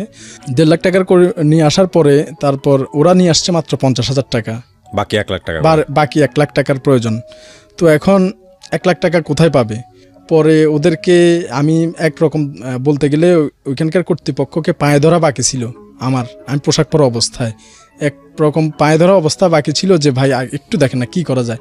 তারা বলছে অন্তত আরও 50,000 হইলেও তো মিলাই দিতে হবে, নাহলে তো এটা কোনোভাবে পসিবল না। তো পরে আমি কি করছি, আমার পার্সোনালি আমার 2টা ফার্মেসি আছে আমার গ্রামের বাড়িতে, আমি আমার 2টা ফার্মেসি বিক্রি করি। কারণ এই ফার্মেসিগুলা যে আমার যে কতটা হেল্পফুল ছিল এটা আসলে বলার ওদিকে বাইরে রেখে, ওইগুলো আসলে চালানোর উদ্দেশ্য ছিল আমি যেহেতু ডিপ্লোমা করা, প্যারামেডিক্স করা, আমি মাঝে মাঝে নিজে যে গ্রামের বাড়িতে লোকজনের একটা আবদার থাকতো, আপনি তো মেডিকেলে চাকরি করেন, আমাদের একটু দেখেন। তো আমি ফ্রি রুগীও দেখতাম আর আমার ফার্মেসিতে ওষুধও চলতো। তো 2টা লোকের কর্মসংস্থানও ছিল। তো আমি বিক্রি করার উদ্দেশ্য ছিল এটা যে ওই মানুষটা যখন আমার হাত ধইরা ওর চোখের পানিগুলো সরাসরি আমার বুকের মধ্যে আসি পড়তেছে, চোখ দিয়ে কল চালু করলে যেরকম পানি পড়ে এরকম পানি সরাসরি আমার এই পোশাকের শার্টের উপর পড়তেছে। তো আমি চিন্তা করলাম এই যদি আমার বাবা হইতো তো আমি কি করতাম। সাথে সাথে আমি সিদ্ধান্ত যে না, আমার তো আর কোনো ওয়ে নাই, কি করব আমি। আর জিপিএফ ফান্ডে দরখাস্ত করলে 1 মাস পরে টাকা আসবে, কিন্তু এদেরকে দিতে হবে দ্রুত। তো পরে আমি কি করলাম, আমার সেই ফার্মেসি বিক্রি করার সিদ্ধান্ত নিই এবং দ্রুত ফার্মেসি 2টাই বিক্রি করে দিই ওনাদেরকে ওইখানে 50,000 টাকা হেল্প করি। এবং এরপর যখন এই তো টাকা দেওয়ার পরে কিন্তু ছেলেটা তো সুস্থ হয় নাই, ও কিন্তু আইসিইউর ভিতর। তো এখন টাকা দিয়ে কোনো রকম মুক্ত করছি কি ছেলেকে এখন বের করে দিবে, তাদের যে কয়দিনের পাওনা ছিল তারা মাপটাপ করে টাকাটা নিচে এখন বের করে দিবে, কিন্তু এখন বের করার সাথে সাথে ছেলেটা মারা যাবে। তো এটা কি এখন আমি কি করব? তো এখন পরে আমি চট্টগ্রাম মেডিকেল, তখন আইসিইউ বিভাগের প্রধান ছিল সম্ভবত মাসুদ স্যার হবে, আইসিইউ বিভাগের পরিচালক। তো ওনার কাছে গেছি, উনি বলছে বাবা দেখো এখানে সিট নাই, তুমি নিজের চোখে দেখতেছো, একটা বেডের পিছু মিনিমাম 500-1000 দরখাস্ত পড়ে, তো এখানে তো কল্পনাও করা যায় না কীভাবে এটা দিবে, আর কোনো রুগীকে কি সরাইয়া তুমি দিতে পারবা, এটা তো কখনোই সম্ভব না। তখন আমি দেখি যে এখানে কিচ্ছু হবে না, ওনার সাথে অনেকক্ষণ ইলেমেলো কথাবার্তা রাগারাগি করি, উনিও আমার উপর গরম হয়ে গেছে। আমি দেখতেছি ছেলেটাকে বের করলে মারা যাবে।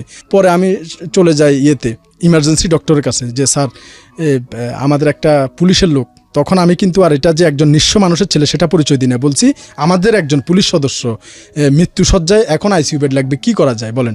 উনি বলে আইসিইউ বেড না থাকলে কোত্থেকে দিবে, তুমি পরিচালক স্যারের সাথে কথা বলো। তো আমি চিন্তা করলাম যে আমি যদি একজন সামান্য পুলিশ কনস্টেবল হিসেবে পরিচয় দিয়ে কথা বলি, উনি আমার ফোনও ধরবে না। তো আমি ওই নাম বলছি না, ওই ব্রিগেডিয়ার স্যারের কাছে এখন অনিয়ারে ক্ষমা চেয়ে নিচ্ছি। আমি পুলিশের একটা বড় র্যাঙ্কের পরিচয় দিয়ে ওনার কাছে আমি ফোন করি। তো ফোন করার পরে উনি বলছে উনি একটা পার্টিতে আছে, একটু পরে আমাকে ব্যাক করবে। তো উনি আধ ঘন্টা পরে আবার আমাকে ব্যাক করছে। তো আমাকে ব্যাক করার পরে বলছে ঠিক আছে, ওই যে যখন এটা একটা আপনাদের জানার বিষয়, যখন প্রধানমন্ত্রী পিএম যখন কোনো বিভাগীয় শহরে মুভ করে, কোনো একটা অকেশনে যায়, তখন কিন্তু বিভাগীয় মেডিকেল কলেজের একটা সিট কিন্তু আইসিইউ সিট কিন্তু ফাঁকা রাখতে হবে, এটা কিন্তু একটা নিয়ম। তো উনি বলছে যে পিএম মুভ করবে আগামী 2-1 দিনের মধ্যে, একটা সিট তো ফাঁকা আছে, পিএম চলে গেলে তুমি দ্রুত ওইটার মধ্যে উঠে নিয়ে নিও। তো আমি তো আমার মনের মধ্যে বিশাল একটা আশার আনন্দ আসছে। তো পিএম যেদিন মুভ করবে সেদিনই আমি রুগীটাকে নিয়ে আসছি, মুভ করার আগেই আমি ওই সিটে তাকে উঠাই দিতে পারছি। তো উঠে দেওয়ার পরে আমি অনিয়ারে ওনার কাছে ক্ষমা চেয়ে নিচ্ছি। এতদিন আমার এই পাপভোটটা আমার মধ্যে ছিল যে আমি পুলিশের একজন বড় অফিসারের পরিচয় দিয়ে কিন্তু ওনার কাছে ফোন করছি, যদিও আমার ওই র্যাঙ্কটা ছিল না। তো উনি আমার first of all this is my Hartley opinion, he is not a man, he is a Superman. This is amazing. আমার গা যে কতবার শিউরে উঠতেছে, আমি টোটালি স্পিচলেস। প্লিজ বলেন আপনি। হ্যাঁ, তো এখন তো যখন আসলে আমি আজকে এই অনিয়ারে না আসলে উনি এখন নেই, ওনার কাছে আসলে আমার ক্ষমা চাওয়া হইতো না। অনিয়ারের যদি উনি ওনার কান পর্যন্ত এই শব্দটুকু যায়, তরঙ্গটুকু যায়, আমি ওনার কাছে সরি জানাচ্ছি। উনি নিজেও জানতেন না, শুধু আমি জানতাম যে আমি এই অন্যায়টা করছি। তবে এই অন্যায়টা যে করছি তাতে অন্তত একজন নিঃস্ব মানুষ, পুলিশের পরিচয়ে একজন নিঃস্ব মানুষ এই মৃত্যুর হাত থেকে বেঁচে আসতে পারছে, এটাই সার্থকতা। আর সবচেয়ে বড় কথা হচ্ছে একজন মানুষের জীবন বাঁচানোর ক্ষেত্রে যদি একটু মিথ্যাও বলা লাগে, আমি মনে করি সেটা উপরওয়ালা বিবেচনা করবে। তো যাই হোক, তাকে যখন এই অ্যাডমিট করা হলো এই আইসিইউতে টানা 3 মাস সে ছিল এবং তার বাবার এই যে একটা বিশাল কষ্ট থেকে তার বাবা বেঁচে গেছে, এটা আসলে ভাষায় প্রকাশ করা যায় না। ছেলেটা ওখান থেকে সুস্থ হওয়ার 2 বছর পরে মারা যায়, বাড়িতেই মারা যায়। ব্রেনে যে মারাত্মক আঘাত পাইছে, কিন্তু ওখান থেকে সুস্থ হয়ে ফিরছে সে। আইসিইউ থেকে 3 মাস থাকার পরে সুস্থ হয়ে সে বাড়িতে ফেরে, তো 2 বছর পরে সে মারা যায়। তো লোকটার এই কাজগুলা তো আমার মনের মধ্যে একটু নাড়া দেয় যে না, এই অসহায় মানুষগুলোর জন্য খরচ করার যে একটা নেশা আমাকে চেপে বসে, সেই নেশাটা এমন অবস্থায় এর মধ্যে 2 বছর অতিবাহিত হয়ে যায়। বিভিন্ন এই ধরনের সেবাধর্মী কাজে নিজেকে কন্টিনিউ রাখার পর 2014 দিকে আমি চট্টগ্রাম RRF পুলিশ লাইনে পোস্টিং হই। তো সেখান থেকেও আবার আমাকে আমার কাজের যোগ্যতার বলে আমাকে বিভাগীয় পুলিশ হাসপাতালেই পদায়ন করা হয়। সেখানে তো 2015 দিকে হবে। তো আমার জন্য মেয়ে দেখা হচ্ছিল বিয়ের জন্য। অনেকগুলো মেয়ে দেখতেছে বাড়ি থেকে, আমার পছন্দ হচ্ছে না, ওনারা অনেকগুলো দেখতেছে। তো একটা মিললে একটা মিলে না, এরকম বিভিন্ন সমস্যা। তার উপরে আমার একটু ওই যে স্টাইলিশভাবে যেভাবে চলে না, সেরকম আমার চলাটা আসলে হচ্ছে না। সেটার কারণ হচ্ছে আমার এই চাকুরি জীবনের যে 2011 সালের ফেব্রুয়ারি থেকে যে আমি এই যে চ্যারিটি কাজের প্রতি আমার যে মন মানসিকতা এবং এই নিঃস্ব বেওয়ারিশদের প্রতি যে কাজের একটা নেশা আমাকে চেপে বসছে, সেই নেশাতে যে একটা বড় একটা অঙ্ক খরচ হয়, অ্যামাউন্ট আসলে মুখে বলতে গেলে কিন্তু সোজা, কিন্তু যখন আপনি বাস্তবে কাজ করতে যাবেন তখন কিন্তু অ্যামাউন্ট একটা বিশাল ফ্যাক্টর। আপনি যদি ইচ্ছা করেন চাইলেও অনেক কিছু করতে পারবেন না অর্থের কারণে। তো সে অর্থটা যোগান দেওয়া কিন্তু আমার জন্য একটা চ্যালেঞ্জিং ছিল, কারণ আপনার এই ড্রেসিংগুলোতে অনেক খরচ হয়। প্রিয় শ্রোতা, গল্পের মাঝখানে একটু থামাচ্ছি। আপনারা নিশ্চয়ই জানেন প্রাণের বড় গল্পে ফিরছি আমরা। প্রতিদিনই এমন অবস্থা তৈরি হচ্ছে। তো আলহামদুলিল্লাহ, আল্লাহর কাছে লাখো শুক্রিয়া যে আমার মাথার উপর ছাতা হচ্ছে আমার আপন বড় ভাই আনোয়ার হোসেন। উনি নোয়াখালী জেলা পরিষদের সদস্য। তো উনি আমাকে ছোট ভাই হিসেবে, যে উনি আলহামদুলিল্লাহ ভালোই এস্টাবলিশড ব্যবসায়ী মানুষ, ঢাকাতেই উনি সেটেল। তো উনি আমাকে মান্থলি কিছু টাকা দেয়, সে টাকায় আমার আসলে ফ্যামিলি খরচটা একরকম বলতে গেলে হয়ে যায়। তো আমার যে বেতনের অংশটা, তো সেখান থেকে আমি স্বাচ্ছন্দ্যে এই কাজগুলোতে বিয়ার করতে পারি। তো ওইদিকে যাই। তো যখন আমি বিয়ে শাদির জন্য মেয়ে দেখা হচ্ছে, স্টাইলিশ জিনিস আমি আসলে পড়তে পারছি না, এই জন্য যে আমি মনে করি যে একটা গেঞ্জির দাম 1000 টাকা, ভালো একটা ব্র্যান্ডের গেঞ্জি 1000 টাকা দিয়ে কিনি, এই 1000 টাকা আমি 10টা ফতুয়া কিংবা 10টা টি-শার্ট পাবো ওই অসহায় পচে যাওয়া, পোকা খাওয়া ওই ম্যাগট কেসের মানুষগুলোর জন্য, যারা আমার দিকে তাকায় আছে। আমি কখন যাব, কখন তারা খাবার দিবে, তাদের খাবার দিব, তাদের মুখে হাসি ফুটবে, সেই মানুষগুলার এই খাবারটা বঞ্চিত হবে, সেই মানুষগুলা সেই পোশাকগুলো থেকে বঞ্চিত হবে। আমাকে কিন্তু এই কাজে 5 পয়সাও কিন্তু কেউ সহযোগিতা করে না। তো যখন আমার জন্য মেয়ে দেখতেছিল, তখন আমার ড্রেস আপও খুব একটা ভালো থাকতো না, তো ভালো পারফরমেন্স দেখাতে পারতাম না, এই জন্য হয়তো মেয়েরাই আমাকে পছন্দ করতো না বা তাদের গার্জিয়ানে আমাকে পছন্দ করতো না, আর আমারও তাদের পছন্দ হইতো না। এরকম একটা যখন এই কানেক্টেবলে যাচ্ছে, তখন আমি যে আমার ফার্মেসিটা যার কাছে বিক্রি করি, আমার ঘরের কাছ থেকে যে 2টা ফার্মেসির মধ্যে প্রথম যেটা, সেটা যার কাছে বিক্রি করি আজাদ ভাই। তো উনি আমাকে বলছে, ভাই তো আর কত এভাবে দেখবেন, তো আমার একটা খালাতো শালি আছে, চলেন আপনাকে দেখায় নিয়ে আসি। তো মেবি ঈদের 2-3 দিন পর হবে, বলবে যে আমি একটু শ্বশুর বাড়িতে বেড়াইতেও গেলাম আর আপনাকে একটু দেখাও নিয়ে আসলাম, 1 ঢিলে 2 পাখি হবে, চলেন যাই। তো আমি বলছি অনেকেই তো হলো, ঠিক আছে চলেন যাই। তো আমরা সেই 10টা-11টার দিকে রওনা করলাম। তো এটা হচ্ছে নোয়াখালী সুবর্ণচর এলাকায় ওনার শ্বশুর বাড়ি। ওনার ওখানে আমাকে মেয়েটা দেখাবে, আমাদের থানা থেকে আরও 1 থানা পরে। পথে যাওয়ার সময় নোয়াখালী প্রযুক্তি বিশ্ববিদ্যালয়ে আমাকে একটা জায়গা আছে ওই সুবর্ণচর যাওয়ার সময়। তো ওই জায়গা দিয়ে আমার মোটরসাইকেল আছে, তো আমি মোটরসাইকেলে বসছি, উনি ফল টল নিয়ে ওনার শ্বশুরবাড়ির উদ্দেশ্য আমাকে মেয়ে দেখাবে। তো যখন আমি ড্রাইভ করছিলাম মোটরসাইকেলটা, যখন মোটরসাইকেল নোয়াখালী প্রযুক্তি বিশ্ববিদ্যালয়ের কাছে পৌঁছে, তখন দেখি যে কি রাস্তার পাশে একটা সিএনজি উল্টাইয়া একটা ইয়েকে মারা দিছে, মোটরসাইকেলকে মেরে দিছে সিএনজি। তো দুর্ঘটনায় মোটরসাইকেল আরোহী একটা বাচ্চা, একটা মহিলা আর একজন মাঝারি বয়সের মানুষ। তো মাঝারি বয়সের মানুষটার আঙ্গুলটা থেতলে গেছে, আর বাচ্চাটার কপাল ফেটে রক্ত বেরোচ্ছে, আর মহিলাটার ওই বৃদ্ধ আঙ্গুলটা একেবারে একটু লাগানো আছে, এরকম ঝুলতেছে। তো ওই জায়গাটা কিন্তু একটা শুনশান জায়গা, ওই জায়গায় খুব একটা মানুষজন তেমন একটা নাই প্রযুক্তির পরপরই। তো ওই রাস্তায় এরকম একটা দুর্ঘটনা, ওই যেও দুই একটা পাজারো গাড়ি, মাইক্রো কার, বাস আছে, খুব স্পিডে টেনে যাচ্ছে, ফাঁকা রাস্তা, তো ওইখানে কেউ দাঁড়াচ্ছে না। তো চোখে পড়ার সাথে সাথে আমি ব্রেক করি, পাশে যাই, যা দেখি যে এই অবস্থা, খুব একটা বিশ্রী অবস্থা, রক্তারক্তি হয়ে আছে। তো আমি দ্রুত যাইয়া কি করি, ওই আমার সাদা গেঞ্জির উপর একটা কালো রঙের টি শার্ট গায়ে দেওয়া ছিল, বোতাম খুলে দিছি আর কি। উনি বলছে যে এইভাবে থাকেন, আপনাকে একটু ভালো লাগবে। তো আমি দ্রুত ওই কালো শার্টটা উপরে, শার্টটা টি শার্টটা নিয়ে ওই বাচ্চাটার মাথাটা বাঁধি, আর যে মহিলার আঙ্গুলটা ঝুলতেছিল, তো সেটা আমার ওই যে মোটরসাইকেলের সামনে কিছু ন্যাকড়া থাকে মোছার জন্য, ওই ন্যাকড়াটা নিয়ে ওই মহিলা, হ্যাঁ, ওই মহিলার পাটা বাঁধি। তো এখন আমার সাথে যে আজাদ ভাই, উনি বলতেছে হয়েছে তো এবার চলেন না, কাজ তো শেষ আর কি। তো আমি বলছি যে ভাই, এই লোকগুলাকে হাসপাতাল পৌঁছানো পর্যন্ত আমি যাব না। তখন উনি বলছে ভাই এদিকে কিন্তু 3টা বেজে যাচ্ছে, ওনারা কিন্তু বসে আছে খাবার টাবার নিয়ে, আর আপনি একটা জায়গায় মেয়ে দেখবেন, ওদেরকে কথা দেওয়া হয়েছে, এটা কিন্তু ভাই ঠিক হচ্ছে না। আমি বলছি আপনি যান গা, আমি যাব না। যে এই জন্য যে এই লোকটা যদি আজকে আপনার ভাই হতো, আপনি কি মেয়ে দেখতে যেতে পারতেন এই জায়গায় এভাবে ফেলে? তো উনি আসলে আমার কথার কাছে এখন মনে মনে রাগ হলেও আর কি করবে, চুপ করে মুখ ভার করে দাঁড়ায় আছে। তো আমি সিএনজি ঠিক করে ওনাদেরকে একেবারে হাসপাতালে পৌঁছাইয়া সব কিছু কইরা, তারপরে তখন বিকাল 5টা বাজতেছে। তো উনি বলে ভাই দুপুরে দাওয়াত দিছে, মেয়েটি নিয়ে বসে আছে, সব কিছু খাবার টাবার রেডি, আর আপনি এখন এই দুপুর যেখানে 1টার কথা ছিল সেখানে এখন 5টা যেতে যেতে বাজবে 6টা। দূর ভাই, আপনার সাথে আসাটাই আমার ভুল হয়েছে। সে আমাকে বর্চনা দিচ্ছে উল্টা। তো আমি বলছি না গেলে চলেন, ফেরত যাই। সে কয় না, ওদেরকে তো বলে ফেলছি যাবো, চলেন। এদিকে আবার এদেরকে যে এই আমার সাদা গেঞ্জিটাও কিন্তু রক্ত লাগিয়ে গেছে অনেকগুলা, মেয়ে দেখতে যাচ্ছি এই সাদা গেঞ্জির মধ্যে রক্ত টক্ত মাখাইয়া একটা বিশ্রী অবস্থা। তো যাই হোক, ওনার পিড়াপিড়িতে গেলাম। তো যাওয়ার পর ওনারা তো দেখে ভয় পাইছে যে কি ব্যাপার, কোথাও অ্যাক্সিডেন্ট করে আসলাম নাকি। তখন বলছি যে না, এরকম একটা দুর্ঘটনা ঘটছে, আমরা একটু সেভ করছিলাম, তাই ওই একটু রক্ত আমাদের গায়ে লেগে গেছে। তো মেয়ে নিয়ে আসছে, মেয়ে নিয়ে আসার পরে মেয়ে দেখলাম, ওনাদের আত্মীয় স্বজন আমাকে দেখলো, দেখার পরে ঠিক আছে মোটামুটি চলে, বিয়ে করার মতো উপযুক্ত। তো ওখানে বলছি ঠিক আছে, আমার থেকে কোনো সমস্যা নাই, আপনার যদি রাজি থাকেন তাহলে আমার ফ্যামিলির সাথে কথা বলতে পারেন। তো ওনারা বলছে ঠিক আছে। তো এরপরে ওনারা একটু কাচুমাচু করছে, ওনাদের আত্মীয় স্বজন সবার সাথে আলাপ করে বল যে পুলিশের কাছে মেয়ে দেওয়া ঠিক হবে না।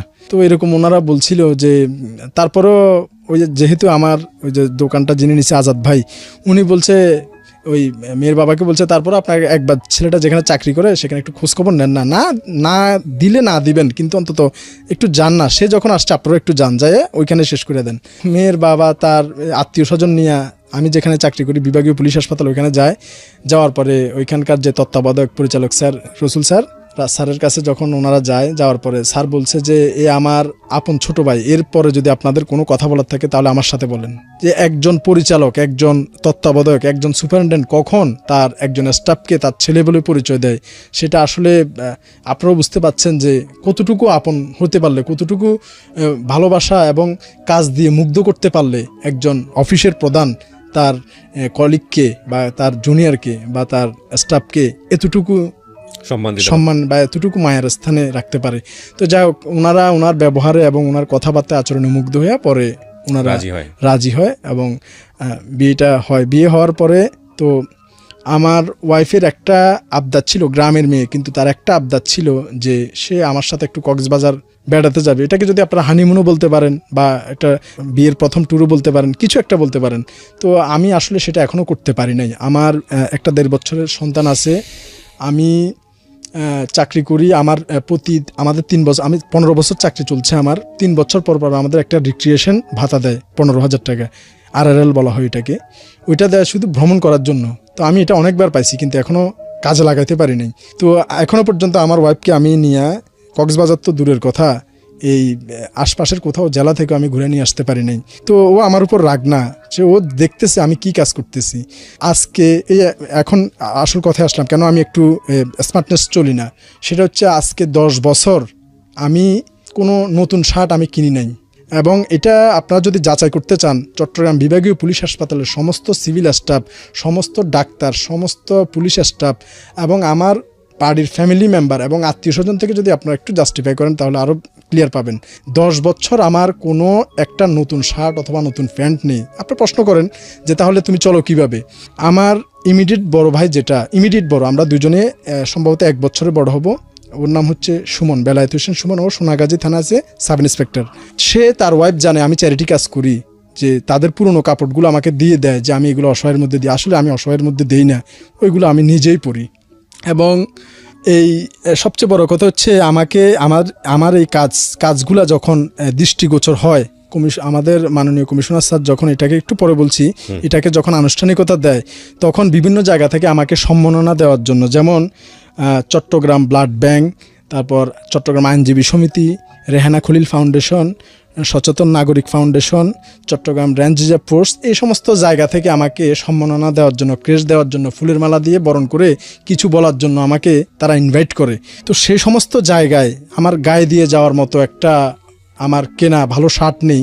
যে শার্টটা আমি পরে গেছি, সবগুলো জায়গায় একটা শার্ট পরে গেছি, সেই শার্টটা আমার সহকর্মী হান্নান, যে এখন যদি অনিয়ারে শুনে হয়তো ছেলেটা আমি জানি না কীভাবে নিবে, সে আমাকে অনেকদিন বলছে যে কখনও কিন্তু বললেন না এই কথাটা, কিন্তু তারপরেও আমি সিটিজি ব্লাড ব্যাংকেও এই কথাটা একবার বলে ফেলছি মনের আবেগে, সেকেন্ড আজকে এখানে বলছি। আমি সম্মাননা নিতে যে ক্রেস্ট দেবে আমাকে, সেই ক্রেস্টটাও নিতে গেছি আমি অন্য শার্ট পরে। তো আমি ইচ্ছা করলে 25 দিনে 25টা শার্ট গায়ে দেওয়ার মতো ক্ষমতা আমি রাখি, আমার যে বেতন এবং আমার যে সুযোগ সুবিধা। শুধু বেতন না, যদি মানবিকতার জায়গায় একটু ফাটল পড়ে, তাহলে এই কনস্টেবল কি করতে পারে, এই একজন পুলিশের কর্মকর্তা কি করতে পারে, এটা আপনাদের খুব ভালো করে আইডিয়া আছে। বাট তো হি ইজ আ সুপারম্যান।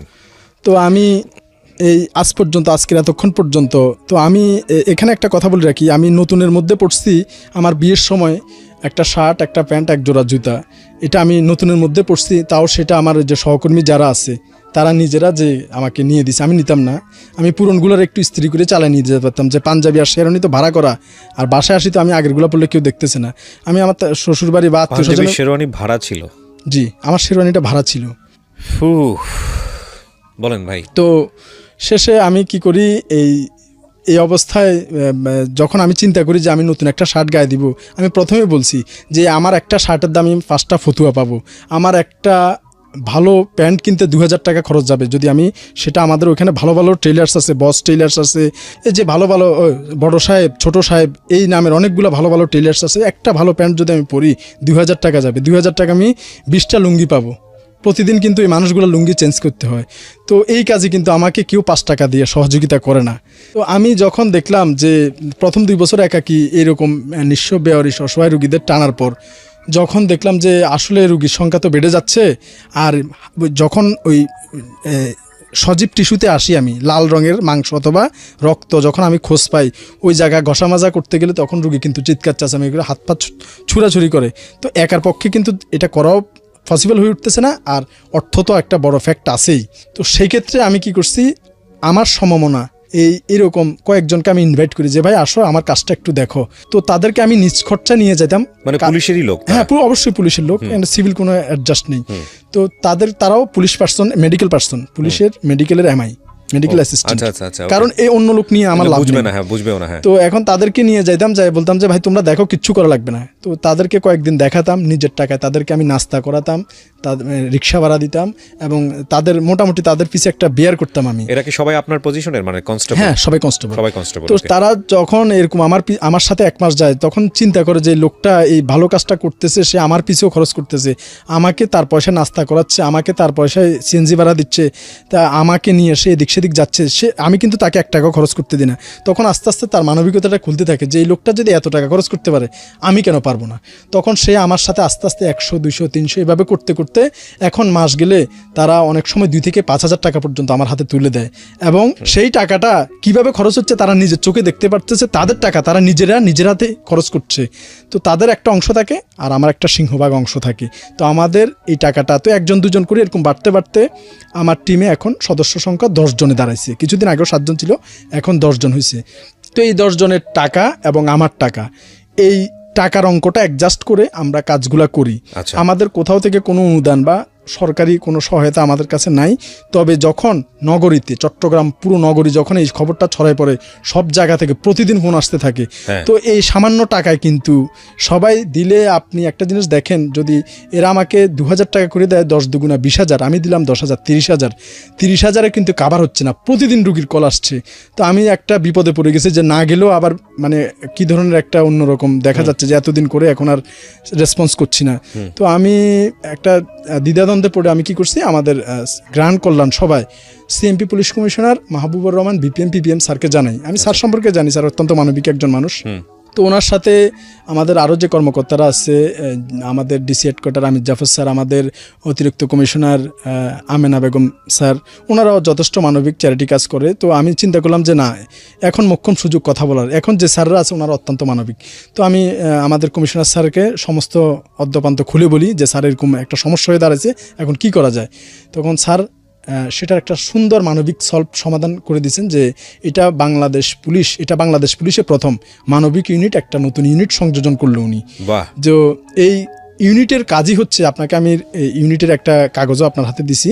ইউনিটের কাজ হচ্ছে এই নিঃস্ব অসহায় বেওয়ারিশ মানুষকে চিকিৎসা সেবা, খাদ্য সেবা, বস্ত্র সেবা এবং আইনি সেবা এটা তাদেরকে দেওয়ার জন্য এই টিমটা কাজ করবে, এবং যে কোনো মারাত্মক দুর্যোগমূলক পরিস্থিতিও মোকাবেলা করার জন্য আমরা ঝাঁপিয়ে পড়বো। কত সালে করা হলো এটা?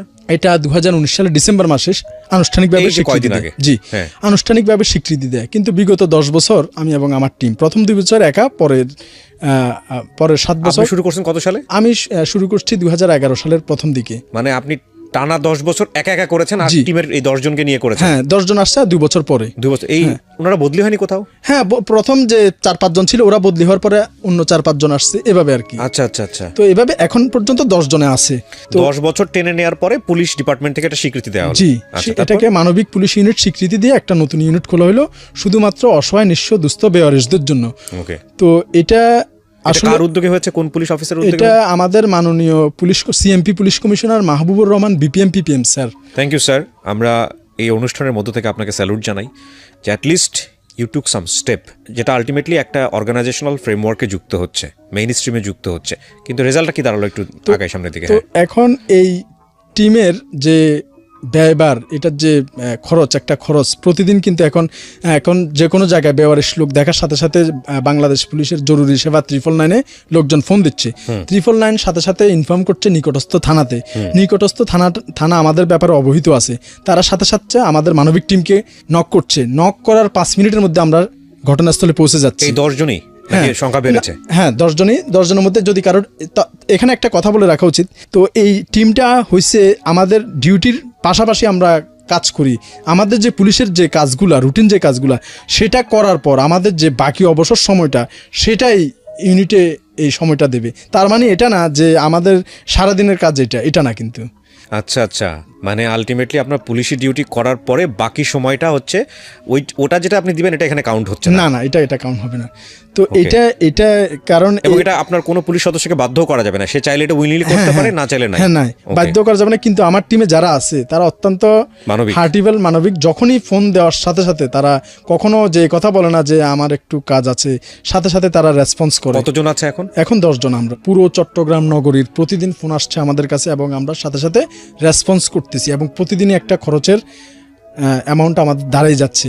তো উনি স্যার অত্যন্ত মানবিক মানুষ, তার সাথে সাথে 1 লাখ টাকা ডোনেট করে আমাদের এই মানবিক পুলিশ ইউনিট ফান্ডে। Very good. তো এটা একটা ডোনেটেবল প্রতিষ্ঠান।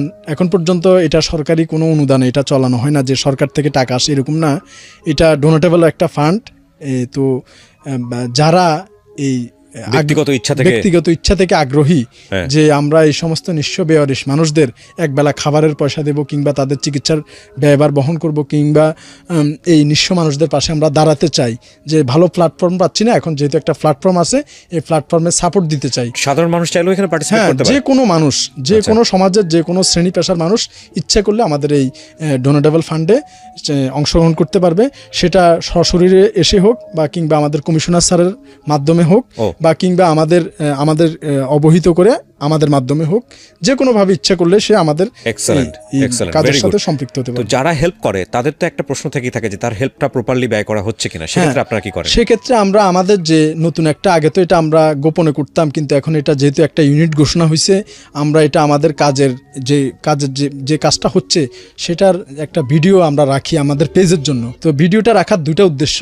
একটা উদ্দেশ্য হচ্ছে ভিডিওটার কারণে এই তার আত্মীয় স্বজন, এই বেওয়ারিশ মানুষের আত্মীয় স্বজন যে যেখানেই থাকুক এই ভিডিওর কল্যাণে দেখতে পেয়ে আমাদের সাথে যোগাযোগ করতেছে এবং তাদের ওই লোকজনকে ফেরত নিচ্ছে, সেটা আমাদের এই মানবিক পেজের মধ্যে আছে।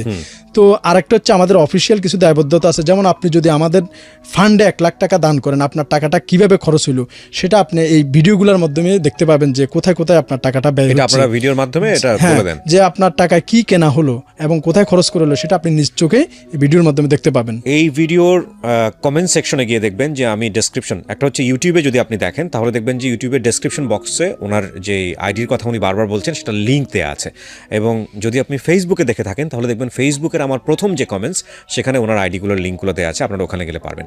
কিন্তু আপনাদের যেহেতু মানুষ সাহায্য করছে, সো একটা কালেকশন এখনো পর্যন্ত আমাদের সেরকম সাধারণ মানুষ সাহায্য তেমন আমাদের সেরকম ইয়ে হয় নাই, তবে আমাদের কমিশনার স্যারের 1 লাখ টাকাই এখনো পর্যন্ত ডোনেটেবল এখনো আসে নাই, কিন্তু আমি সবাইকে আহ্বান জানাবো সবাই এগিয়ে আসেন। কিন্তু এত জায়গা থেকে আপনাদেরকে মানে ওয়ার্ম রিসেপশন দেওয়া হলো, রিওয়ার্ড দেওয়া হচ্ছে, অথচ সাধারণ মানুষ এটা জানার পরেও এখানে পার্টিসিপেট করছে না। এটাই হচ্ছে সবচেয়ে বড় বাস্তবতা, নির্মম বাস্তবতা, নিঠুর বাস্তবতা এবং স্তব্ধ করে দেওয়ার মতো কথা, যে শুধু ফেসবুকে বাহ খুব ভালো মাশাআল্লাহ চালায় যান, আছি পাশে থাকবো, এই কথাগুলোই শোভা পায়। কতগুলো চ্যানেলে রিপোর্ট হয়েছে এখন পর্যন্ত? এ পর্যন্ত যেমন আপনার মাধ্যমে আমি ধন্যবাদ দিতে চাই, আমি কিন্তু প্রচার বিমুখ, প্রচারে বিশ্বাস করি না, 10 বছর প্রচারের বাইরে ছিলাম, কিন্তু প্রচারের যে একটা কল্যাণ আছে সেই কল্যাণটা একটু বলবো। সেটা হচ্ছে এই প্রচারের কল্যাণেই আমার কাছে এখানে আমার যে প্রোফাইলে গেলে আপনারা দেখতে পারবেন আইডি কার্ড নিয়ে আসছে, নাম হচ্ছে হাওয়া বেগম, স্বামী কামরুজ্জামান, উনি ওনার স্ত্রীকে, মানসিক ভারসাম্যহীন স্ত্রীকে উনি ফেরত পাইছে। এটা আমাদের ওই যে মানবিক পেজে এবং আমার প্রোফাইলে দেওয়া আছে, আপনারা দেখতে পারেন। এরপরে নারায়ণগঞ্জ থেকে ওনার বোনের এই যে এরকম ছবি নিয়ে, আমাদের এই যে মানবিকের সবার ছবি নিয়ে নারায়ণগঞ্জ থেকে চলে আসছে আমাদের কাছে, সেই ছবিটাও কিন্তু আমাদের এখানে আছে। এরপরে গাজীপুর থেকে একজন আসছে, উনি ওনার সন্তানকে ফেরত নিছে। এইগুলো আমাদের মানবিক পেজে এবং আমাদের প্রোফাইলে গেলে আপনারা দেখতে পারবেন। তো এই যে প্রচারে যে তারা তাদের হারানো স্বজনদের খুঁজে পাচ্ছে, এজন্য প্রচারকে আমরা এখন অ্যাপ্রিসিয়েট করি। এটাতে মানুষজন আমাদেরকে সহযোগিতা করতে পারবে এবং হারানো স্বজনরাও তাদের রোগীকে খুঁজে পেতে সহায়তা করে। এখানে চাইলে সবাই কন্ট্রিবিউট করতে পারে, সবাই পার্টিসিপেট করতে পারে, সবাই হেল্প করতে পারে, এরকম বোধহয় ইনফরমেশন ছিল না, ছিল কি না? এখানে আসলে আমরা শুধু এটা বলছি যে আমাদের পাশে আপনারাও এগিয়ে আসেন। এটা যেহেতু আমরা একটা বাহিনীতে অন্তর্ভুক্ত, তো আমাদের কিছু লিমিটেশন থাকে, আমরা লিমিটেশন ফলো করতে পারি না। তো এখানে কেউ যদি স্বেচ্ছায় আমাদের কাছে আসে, আমাদের পাশে দাঁড়াতে চায়, সেটা আমরা অ্যাকসেপ্ট করব, কিন্তু আমাদের পক্ষ থেকে যে আমাদের কাছে আসেন এরকম আমরা কখনো বলার সুযোগ নাই। না, সুযোগ নাই আমাদের। আচ্ছা, 2 নম্বর যেটা, সেটা হচ্ছে যে যদি সাধারণ মানুষ এখানে হেল্প করেন তাহলে আপনাদের তো নিশ্চয়ই একটা জবাবদিহিতার জায়গা আছে, যে কি পরিমাণ হেল্প এসছে বছর শেষে, সেটা কোথায় ব্যয় হচ্ছে।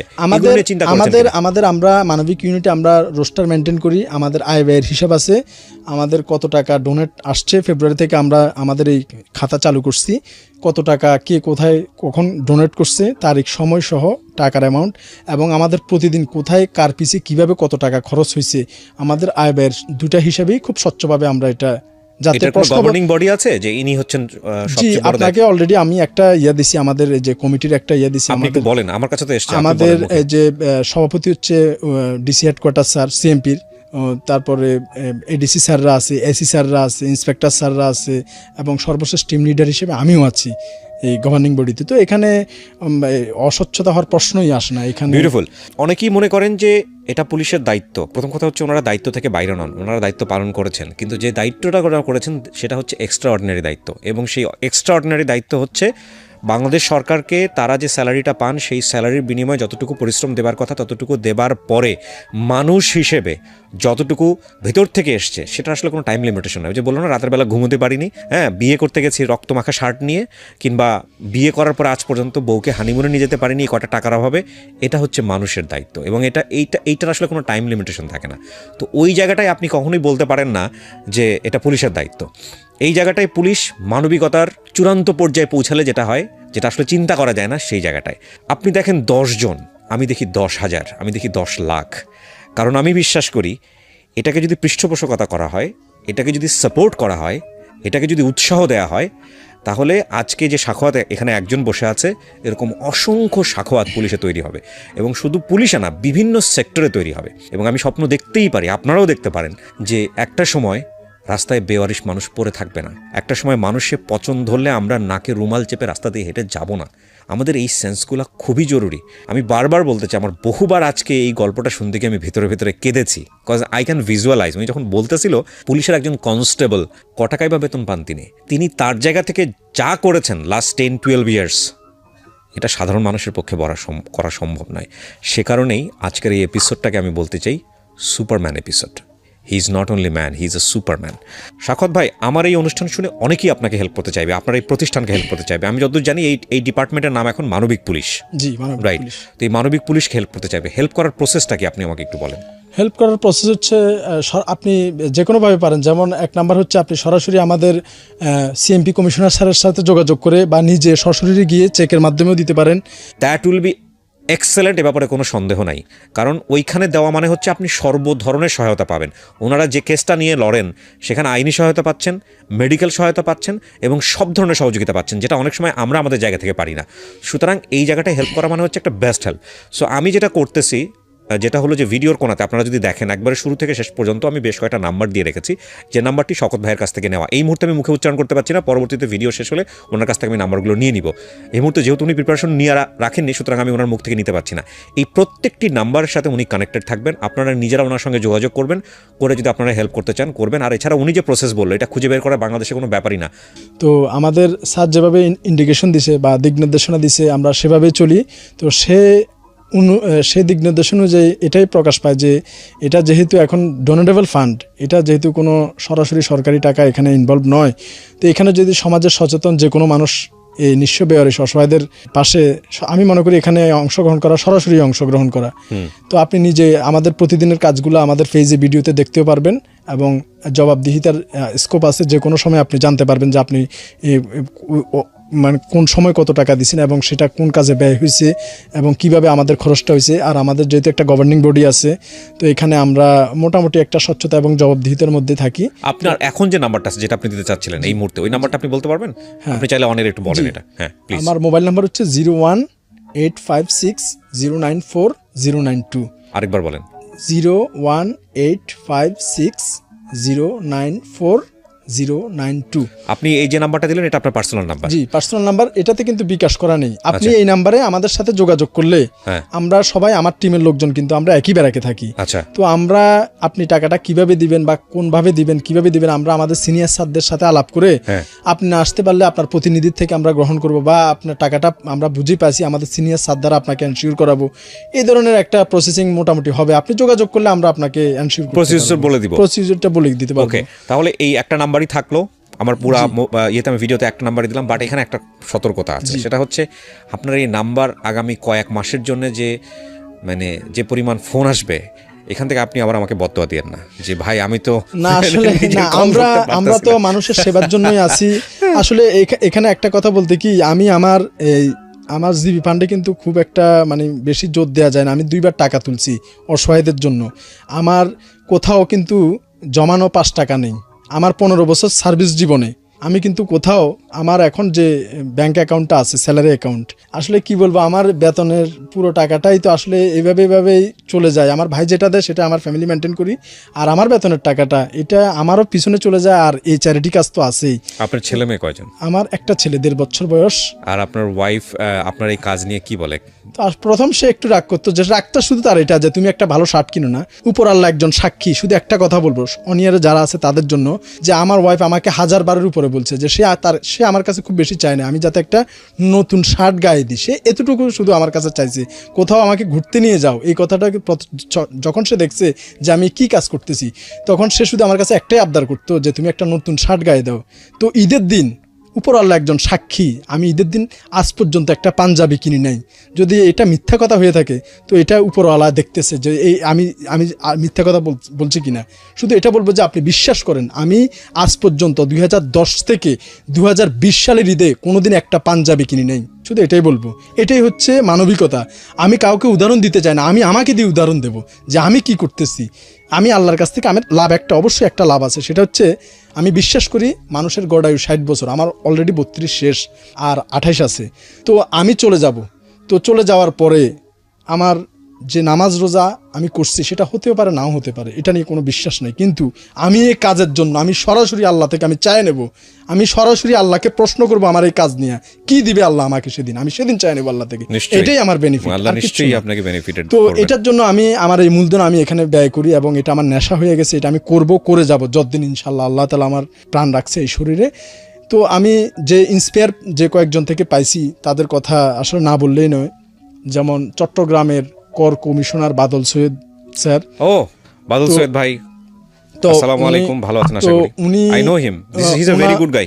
ওনার থেকে যখন আমাদের এই কাজটা যখন আলোতে আসে ওপেন হয়, পেইড ফরওয়ার্ডের, হ্যাঁ পে ফরওয়ার্ড এবং অনেস্ট উনি, তো উনি আমাদের প্রতি যে সহমর্মিতার হাত বাড়িয়ে দিয়েছে।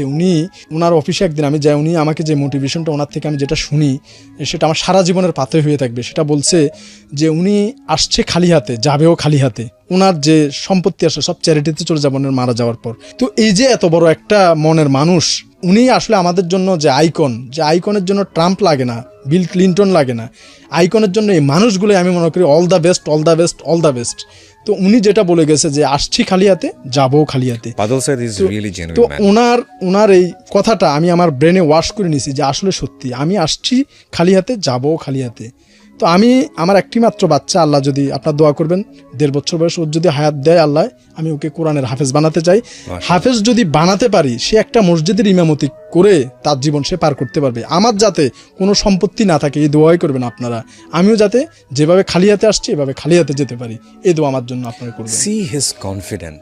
কোটি কোটি টাকা থাকলেও মানুষের মধ্যে এতটা কনফিডেন্স থাকে না।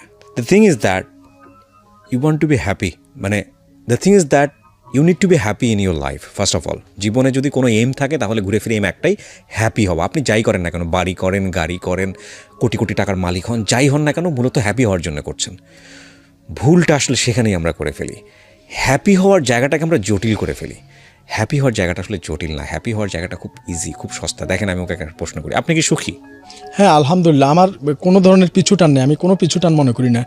তো অনেকে আমাকে বলে যে তুমি যে এভাবে খরচ করছো, তো এই পাগল ছাগল এই সেই এর পিছে যে তুমি তোমার টাকাগুলো খরচ করছো, তুমি যে জমাচ্ছ না, কিছু করতেছো না, তো এটার জন্য যে তুমি একদিন ভুগবা। তোমার যদি হঠাৎ ধরো ক্যান্সার হইলো, তোমার যদি একটা মরণঘাতী কোনো একটা কিছু হইলো, তখন তোমার এই সাহায্যের জন্য কে আগে আসবে? একটা অ্যাক্সিডেন্টে তোমার একটা পা নষ্ট হয়ে গেল, কে তোমাকে খাওয়াবে, কে তোমাকে পড়াবে? তখন আমি এটা বলি যে এটা আমি যে মানুষদের জন্য করছি, উপরওয়ালা যদি সত্যি হয়ে থাকে, তাহলে এদের যারা মাজলুম, যারা মৃত্যু পথযাত্রী, আমার বেশিরভাগ পেশেন্টই কিন্তু মৃত্যু পথযাত্রী। 50% আপ আসে আর 50% ডাউন চলে যায়, তারা থাকে না। কিন্তু যাওয়ার আগে আমার সবচেয়ে বড় পাওয়া, সবচেয়ে বড় পুরস্কার হচ্ছে যেটা আপনাদের সাথে আমি শেয়ার করতে যাচ্ছি, যে আমি এই পুলিশের এই পোশাক পরা, যখন আমি রাস্তায় এই অসহায় মৃত্যু পথযাত্রী মানুষগুলোর কাজ করি, কাজ করার পরে যখন চলে যাই, তখন সাধারণ পাবলিক আসলে কিন্তু ওরা পাথর মারে, সবাই তাদেরকে পাগল বলে। কিন্তু আমি যখন কাজ করে চলে যাই, তখন আমার প্যান্টের হাতলটা সে টেনে ধরে আমাকে, আমি যাতে না যাই, তার কাছে থাকি। তো এর চেয়ে বড় পুরস্কার, এর চেয়ে বড় পাওয়া আমার মনে হয় আমি এই পৃথিবীতে আর কিছু পাবো বলে আমার মনে হয় না। এটাই আমার সবচেয়ে বড় পুরস্কার, আমি সেটা পাইছি, এটা প্রুভড। আজকের এপিসোডটা থেকে হি ইজ আ সুপারম্যান। এবং আমি মাঝে মাঝে, প্রত্যেকটা মানুষের জীবনে ফ্যান্টাসি আছে, মানে আমার মাঝে মাঝে মনে হয় আমি যদি সুপারম্যানের পাওয়ার পাইতাম, অনেক সময় অন্যায় দেখলে, অসহ্য দেখলে, সেটা ব্যক্তিগত পর্যায়ে হোক বা অন্য অন্য পর্যায়ে হোক, মানে আমার কিছু করার নেই, আমার যদি সুপারম্যানের ক্ষমতা থাকতো তাহলে এই মুহূর্তে আমি এসব কিছু করে ফেলতাম। সেটা তো সম্ভব না, কিন্তু আমি আজকে বলতেছি এই অনুষ্ঠানে বসে আমি একজন সুপারম্যানের ইন্টারভিউ করলাম। এই শওকত হচ্ছে সেই সুপারম্যান। শওকত, আমি রিয়েলি অনেক অনেক কৃতজ্ঞ যে আপনি চট্টগ্রাম থেকে আপনি এসছেন এই জীবন গল্প অনুষ্ঠানে, আপনি আপনার গল্পটা বলে গেলেন। এবং আমি বিশ্বাস করি যে বাতি আপনি জ্বালিয়েছেন বাংলাদেশ পুলিশে, এই বাতি একসময় হাজার প্রদীপ হবে এবং বাংলাদেশ পুলিশের আদল চেঞ্জ করে দেবে। বাংলাদেশ পুলিশ পুরোটাই মানবিক পুলিশ হবে, আমি এই স্বপ্নটা দেখি। আজকে আমি বলে গেলাম, হয়তো আমি পৃথিবীতে থাকবো না, আপনি থাকবেন না, কিন্তু একদিন নিশ্চয়ই হবে। বাংলাদেশ পুলিশ সারা বিশ্বের বুকে রোল মডেল হবে এবং সেই সময়টা আপনার নাম খুব শ্রদ্ধাভরে স্মরণ করা হবে। আমি স্যালুট জানাই আজকের এই অনুষ্ঠান থেকে। আমার বাবা কিন্তু একজন বীর মুক্তিযোদ্ধা। তো আমার বাবা 2014 সালে মারা যায়। তো আমার ভাই নোয়াখালী, বড় ভাই আনোয়ার হোসেন নোয়াখালী জেলা পরিষদ সদস্য, উনি একদিন আমি বাড়ি যাওয়ার পর আমার সাথে বলছে যে নতুন ইউএনও সাহেব আসছে, মহিলা ম্যাডাম আসছে, ওনার বাবাও নাকি মুক্তিযোদ্ধা। তো আমাদের বাবাও তো মুক্তিযোদ্ধা, ওনার সাথে একটু সৌজন্য সাক্ষাৎ করে আসি। তো ওই ইউএনও ম্যাডামের সাথে দেখা করানোর জন্য আমার বড় ভাই ওনার গাড়িতে করে আমাকে ওই যে উপজেলা কমপ্লেক্সে নিয়ে যায়। তো যখন উনি একটা ইউএনও ম্যাডাম একটা কাজে ব্যস্ত, অফিসিয়াল একটা কাজে ব্যস্ত, তো আমার ভাই ভিতরে কথা বলতে গেছে। আমি বলছি আপনি যান, আমি বাইরে আছি। তো আমি বাইরে দাঁড়ায় আছি, দেখতেছি যে একটা মানুষ অনেকক্ষণ, একটা মাঝারি বয়সের একটা মহিলা অনেকক্ষণ দাঁড়ানো। এই ঘটনাটা আপনি আমাদের মানবিক ইউনিট কিংবা আমার প্রোফাইলে গেলেও দেখতে পাবেন। তো আমি বললাম যে কী ব্যাপার, আপনি এখানে দাঁড়ানো কেন? তখন উনি বলল যে বাবা আমি 3-4 ঘন্টা এখানে দাঁড়ানো একটা কম্বলের জন্য। আমরা 3-4 জন মানুষ শীতে খুব কষ্ট করতেছি। তো আমাদের চিকন একটা কম্বল আছে, একটা কম্বলে হয় না, আর একটা কম্বল হইলে খুব ভালো হয়। তো একটা ছেলে দেখতেছি, ছেলেটার বয়স হবে 8 বছর, সে প্রতিবন্ধী, মানসিক প্রতিবন্ধী এবং বাক প্রতিবন্ধী, ঠিকমতো দাঁড়াইতেও পারে না, কথাও বলতে পারে না, ইভেন সে পায়খানা প্রস্রাব করলেও বলতে পারে না। এরকম একটা প্রতিবন্ধী ছেলেকে নিয়ে 4 ঘন্টা ইউএনও অফিসের সামনে তার মা তাকে নিয়ে দাঁড়ায় আছে, উদ্দেশ্য একটা কম্বলের জন্য। তো যাই হোক, আমি দেখতেছি যে কি হয় শেষ পর্যন্ত। এরপরে দেখলাম যে ইউএনও অফিসে সকাল তখন 10টা কিংবা 11টা, কেউ তো নাস্তা করা ছাড়া আমি মনে করি অফিসে যায় না।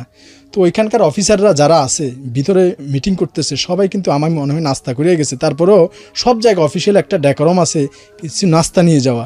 তো একটা বড় সাইজের কমলা, একটা পেস্ট্রি, একটা মিষ্টি আর একটা কেক, 4টা আইটেম, এরকম মনে হয় 8-10টা ফ্রিজ ঢুকছে। ওই এই মানসিক প্রতিবন্ধী বাচ্চাটা ওই খাবার দিকে তাকাই আছে। তো ওনারা তো অফিসার মানুষ, ওনারা তো সব কিছু খায় না, 2-1টা খায়, 2-1 অর্ধেক তো থাইকে যায়। তো ফ্রিজে করে দেখলাম যে আবার জিনিসগুলো ব্যাগ, আধা ঘন্টা কিংবা 1 ঘন্টা পরে জিনিসগুলো ব্যাগ যাচ্ছে। ওনারা খাওয়ার পর প্রত্যেকটা প্লেটে অর্ধেক করে খাবার রয়ে গেছে। ওই বাচ্চাটা ওই অর্ধেক প্লেটের দিকে তাকাই আছে, কিন্তু ওই পিয়ন সেগুলো নিয়ে যায়, ভিতরে যে 4-5 জন পিয়ন আছে ওরা মিলে ওই ভিতরে বসে ভাগ করে খাচ্ছে। একটা বাচ্চা যাওয়ার সময় অনেকক্ষণ তাকায় রয়েছে খাবারের দিকে, বেরোয়ার সময় বাচ্চাটা ওই খাবারের দিকে তাকাই আছে। তো আমরা কোথায় চলে গেছি? তখন সত্যি উপরওয়ালা একজন সাক্ষী, আমার চোখ দিয়ে পানি করে আসছে। একটা বাচ্চা, তার কাছে পেস্ট্রি অনেক দামি খাবার, একটা কমল অনেক দামি খাবার, সিনটা আমি দেখলাম। শুধু এটাতে একটা উদাহরণ দিচ্ছি, প্রত্যেকটা অফিসে এরকম অনাথ অসহায় প্রতিবন্ধী বাচ্চাটা খাবারগুলোর দিকে তাকায় আছে। এক টুকরা পেস্ট্রি অথবা একটা মিষ্টি অথবা কেকের অংশ অথবা একটা কমলা কতদিন তারা চোখে দেখে নাই, এই খাবারের দিকে তাকায় আছে। পরে আমি বলছি যে আপনার কম্বল লাগবে না, আপনি চলে যান। পরে নিচে কিনা জানি না, ওই মহিলাকে আমি এখান থেকে বিদায় করে দিয়ে পরের দিন আমি তার জন্য কম্বল নিয়ে গেছি। ঘটনাটা হচ্ছে, এক অসহায় রিক্সাওয়ালাটা রিক্সা চালায়, তার নিজের থাকার কোনো জায়গা নেই, আরেকজন লোকে একটা ঘরে তাকে থাকতে দিছে। তো রিক্সাওয়ালাটা একটা অ্যাক্সিডেন্টে তার পা ভেঙে যায়, এই পায়ের জায়গায়, এই যে নিচ হাঁটু থেকে টাকনুগিরা পর্যন্ত ওইখানে ভেঙে যাওয়ার পর 1 সপ্তাহ পর্যন্ত ওই ভাঙা পানি আসে, ওই বিছানায় পড়ে থাকে, তার একটা এক্সরে করানোর মতো পয়সা নাই। তো আমি গিয়ে দেখি যে কি বাচ্চাগুলো মুড়ি খাচ্ছে 3 দিন, তাদের বাসায় কোনো খাবার নাই, মানে চাল নেই তাদের বাসায়, তারা মুড়ি খেয়ে আছে। বাবা তো ওই শয্যাশয়ী, তার রিক্সা চালানোও বন্ধ, ইনকামও বন্ধ, 3 দিন বাসায় কোনো খাবার নাই। তো আমি মনে করছি হয়তো অনেক সময় নিম্ন শ্রেণীর মানুষরা চালাকিও করতে পারে। আমি তার পুরো বাসা তন্ন করে খুঁজছি এবং আমার একটা ভিডিও আছে, কোথাও চালের ছিটা ফোটাও ছিল না এবং চুলা যে 3 দিন জ্বলে নাই তার প্রমাণও আমি ভিডিওতে দেখেছি। এবং বাচ্চাগুলো স্টেট কাটতেছিল, ওরা মুড়ি খাবে না, ফেলাই দিচ্ছে এভাবে, ওরা ভাত খাবে। 2020 সালে যেখানে ওই তার বাসা বস্তিটা হচ্ছে রাস্তার এই পাশের বাড়িতে থাকে, আর ওই রাস্তার ওই পাশে বিজয় দিবসের উৎসব চলতেছে উপজেলা পরিষদের মাঠে। তো বাচ্চাগুলা খাবার জন্য কাচ্ছে। আমি যে একটু আগে আমার চোখের পানি আসছে যে এই পেস্ট্রি, কেক, এই মিষ্টি এবং কমলা, এগুলো তো দূরের কথা, তারা সাদা ভাতের জন্য কাঁদতেছে 2020 সালে, তাও আবার এই উপজেলা পরিষদ ভবনের মাঠের অপোজিট পাশে, যে মাঠে বিজয় দিবসের মেলা এবং বিজয় দিবসের উৎসব চলতেছে। তো যাই হোক, আমি সাথে 5,000 টাকা দিছি, পরে যাই 1 বস্তা চাল, 5 লিটার তেল, আরও 3,000 টাকা দিছি। তো আমি এই যে প্রথম সাহায্যের পরে দ্বিতীয় সাহায্যটা 1 মাস পরে করি, মাঝখানে তাদের খবর নিতে যাইয়া দেখি, আমি আমার প্রোফাইল থেকে এটা শেয়ার করি, সম্ভবত আপনারা দেখবেন 200 থেকে 250 শেয়ার হয়েছে আমার এই নিউজটা।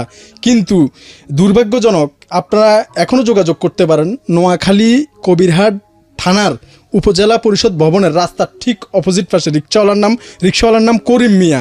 তার একটা বাচ্চা 8 বছরের প্রতিবন্ধী, একটা 5 বছরের মেয়ে বাচ্চা, একটা 3 বছরের মেয়ে বাচ্চা, আর তার ওয়াইফ, তারা 5 জন মানুষ বলবো না, তারা মনুষ্য প্রাণী। এই মনুষ্য প্রাণীগুলা এখনও আছে এবং যেভাবে ঠিকানা দিচ্ছে আপনারা যোগাযোগ করতে পারেন। তো তাদের কোনো এই 250 শেয়ারের পরেও কোনো মানুষ তাদের মানে জিজ্ঞাসা করার জন্য যে আজকে ভাত খাইছো কিনা, সাহায্য তো দূরের কথা, মানুষের মানবিকতা কোথায় পৌঁছে গেছে। তো আমি বলবো আপনারা সবাই এই যে তাদের বাসার উপর যে বিশাল বিলবোর্ড রাজনৈতিক নেতাদের ওই বিজয় দিবসের শুভেচ্ছা দিচ্ছে, ওই একটা বিলবোর্ডের টাকায় তাদের পুরো বছর চলে যাবে আমি জানি। তো আপনাদের কাছে অনুরোধ, আপনারা সবাই যে যার পছন্দ মতো রাজনীতি করেন, কোনো সমস্যা নেই, কিন্তু রাজনীতির জনপ্রতিনিধিদের প্রতি আমার একটা অনুরোধ, আপনাদের এই মানুষগুলো নীরবে কাঁদতেছে, মরে যাচ্ছে, একটু খেয়াল করবেন প্লিজ। আর কি বলবো, সবচেয়ে বড় কথা হচ্ছে সমাজের এখানে আসার আজকে মূল উদ্দেশ্য আমার যেটার জন্য আজকে এই কথাগুলো আমি বলছি, সেই একটা কথাই বলবো যে আমি এখানে আমার কথা প্রচার করার জন্য আসি নাই। আমি আসছি যে মানুষগুলা রাস্তায় পচে যাচ্ছে, পোকা পড়ে যাচ্ছে, মৃত্যুর সাথে পাঞ্জা লড়ছে, নিশ্চিত মৃত্যু পথযাত্রী, যে আজকে এখানে আসার আগে যে কাজটা করে আসছি, অর্ধেক পায়ের পাতা কেটে বাদ দিছি, যেটা নিবিড় পরিচর্যা কেন্দ্রে অপারেশন থিয়েটারে বিশেষজ্ঞ ডাক্তারদের করার কথা, সে জায়গায় সাধারণ ডিপ্লোমাধারী একজন পুলিশ সদস্য, এক হাতে আমার অস্ত্র আর এক হাতে আমার এই সিজার, কি বলবো, এই অপারেশনের খুঁটিনাটি যন্ত্রপাতি নিয়ে আজকে আমি রাস্তার পাশে ফুটপাতে তার এই যে কাজটা করলাম, একবারে ওটির কাজ, অপারেশন থিয়েটারের কাজ যে আমি রাস্তায় করলাম, তাকে নিব কোথায় বলেন? আপনাদের বিবেকের কাছে প্রশ্ন। আমি যে মানুষটার পাটা অর্ধেক কেটে বাদ দিলাম তাকে বাঁচানোর জন্য, এবং আলহামদুলিল্লাহ সে ভালো আছে, তো এই যাত্রী ছাউনির নিচে তাকে আমি নিবটা কোথায়? আপনাদের কাছে আমি প্রশ্নটা রাখলাম, বলেন কোথায় নিব আমি তাকে? আর সে কাগজ দেখাইলো তাকে নাকি মেডিকেল গেছে, মেডিকেল থেকে নাকি তার চিকিৎসা করতেছে না, পায়ে থেকে পচা দুর্গন্ধ বেরোচ্ছে, তার কাছে একটা টাকা নাই যে কোনো একটা ওষুধ কিনবে, তার কোনো আত্মীয় স্বজন নাই। আর ও মেডিকেলের দোষ দিয়েও বা লাভ কি? মেডিকেলে এই লোকের দায়িত্বই বা কে নিবে? তো সমাজে অনেক ধরনের মানবাধিকার সংস্থা, এনজিও সংস্থা, অসংখ্য সংস্থা আছে, কিন্তু এই 10 বছর আমি শওকত চাক্ষুষ সাক্ষী যে কোনো ধরনের প্রতিষ্ঠান এই পচে যাওয়া রোগীদের নিয়ে কাজ করে না, বা আমি এখনো পর্যন্ত দেখি নাই। তো আমাদের এই বাংলাদেশ পুলিশ মানবিক ইউনিট এটার পিছে কাজ করে যাচ্ছে, এবং আমি আশা করি আমাদের ইনশাল্লাহ প্রত্যেকটা বিভাগে এরকম মানবিক পুলিশ ইউনিট গঠন হবে। আমি একটা জিনিস বলতে চাই, সেটা হচ্ছে এই নিঃস্ব অসহায় বেয়ারিশদের জন্য আমি শওকত আজকে আসি, কালকে নাও থাকতে পারি। আজকে হয়তো তার সেবা করতেছি, কালকে যখন থাকবে না তখন তো আবার সেই যা আছে তাই হয়ে থাকবে। তো এটা যাতে না হয়, বাংলাদেশের 7টা বিভাগীয় মেডিকেল কলেজে একটি করে নিঃস্ব বেওয়ারিশ ওয়ার্ড যাতে চালু করা হয়। আমার সবচেয়ে বড় স্লোগান হচ্ছে এটা, যে মানুষের টাকা দেওয়ার কোনো ক্ষমতা নাই, পয়সা দেওয়ার কোনো ক্ষমতা নাই, সেবা শুশ্রূষা করার মতো কোনো লোক নাই, নিশ্চিত মৃত্যু পথযাত্রী, এই লোকগুলা যাতে সেবা পায়, এই লোকগুলা যাতে নীরবে না কাঁদে, তাদের চোখের পানিতে কোনোদিনও আমাদের বাংলাদেশে এগিয়ে যেতে পারে না, আমি এটা বিশ্বাস করি। তাদের অভিশাপ নিয়ে আমরা কখনো এগিয়ে যেতে পারবো না। তাদেরকে রাইট শওকত ভাই, আমি একটু আপনাকে ইন্টারাপ্ট করছি। বিশেষ করে বিদেশে যারা আছেন, বা আমি জানি এই ভিডিওটা দেখার পরে তারা অস্থির হয়ে যাবেন এই লোকটাকে রিচ করার জন্য। আমার মেইলে প্রতিদিন হাজার হাজার মেইল আসে, আমি সবাইকে অ্যাড্রেস করতে পারি না। আপনার কোনো পার্সোনাল মেইল আছে যেটা মেইল অ্যাড্রেস, যেটা বিদেশ থেকে আপনার সঙ্গে সরাসরি মেইল করতে পারে, মেইলে কথা বলতে পারে? SHOWKAT এরশাদ, শওকত এরশাদ 2635@gmail.com। আমি ওপরে লিখে দিয়েছি, ভিডিওর উপরে দেখেন আপনারা ভালো করে। ওকে, সো আপনারা যারা বিদেশ থেকে ওনাকে রিচ করতে চান, ওনার সঙ্গে যোগাযোগ করতে চান, ওনার ফোনে পাবেন না, কারণ যে নাম্বারটা বলে দিল এই ফোন নাম্বার আমি জানি এটা মানে ফোনের পর ফোন আসতে আসতে ব্লক হয়ে যাবে, এবং ওনাকে রিচ করা খুব ডিফিকাল্ট হবে। সরাসরি ওনাকে মেইল করবেন যারা ওনার সঙ্গে যোগাযোগ করতে চান, এই টিমে মানবিক সাহায্য দিতে চান। আমরা যখন কোনো এপিসোড প্রচার করি, আমরা সেই এপিসোডের ফলো আপ করি, সবসময় ফলো আপ করি, এবং আপনারা যদি কোনো হেল্প করেন কাউকে, আমরা প্রতিনিয়ত এনে দেখাই স্ট্যাটাসের মাধ্যমে, ভিডিওর মাধ্যমে তার বর্তমান কী অবস্থা। এটা আপনারা আমার আইডি তো না, আমার পেজে গেলে, আমার ইউটিউব চ্যানেলে গেলে এগুলো প্রমাণ পাবেন। তো আমি আজকে আপনাদেরকে কথা দিচ্ছি, শওকত ভাইয়ের যে টিম, সেই টিমের সাথে আমি কিবরিয়া জীবন গল্প অনুষ্ঠান আজকে থেকে তাদের সাথে আছে এবং যত রকমের সহযোগিতা, অনুষ্ঠান কেন্দ্রিক সহযোগিতা, তারা কি করছে না করছে যদি কখনো আমাদের শরণাপন্ন হয় আমরা তাদেরকে সেই সহযোগিতা দিব। সো আমাদের জায়গা থেকে ফুল সাপোর্ট থাকবে আপনার জন্য ইনশাআল্লাহ। সো আপনার টিমে আপনি শুধু 10 জন না, আমার মনে হয় এই অনুষ্ঠানের মাধ্যমে আজকে থেকে আমরাও আপনার সঙ্গে আছি, অফিসিয়ালি আপনার সঙ্গে আছি। বলেন। জি আলহামদুলিল্লাহ, আমি মনে করি এখন আমাদের টিমে সদস্য সংখ্যা আমি মনে করি 11 জন, ওরা 11 প্রিয়া ভাই সহ আমি সহ 11 জন মনে করি। জি। তো আমার 11 জনের যারা আছে তাদের একটু নাম না বললেই নয়, একটু করে তাদের নাম বলি। তো আমার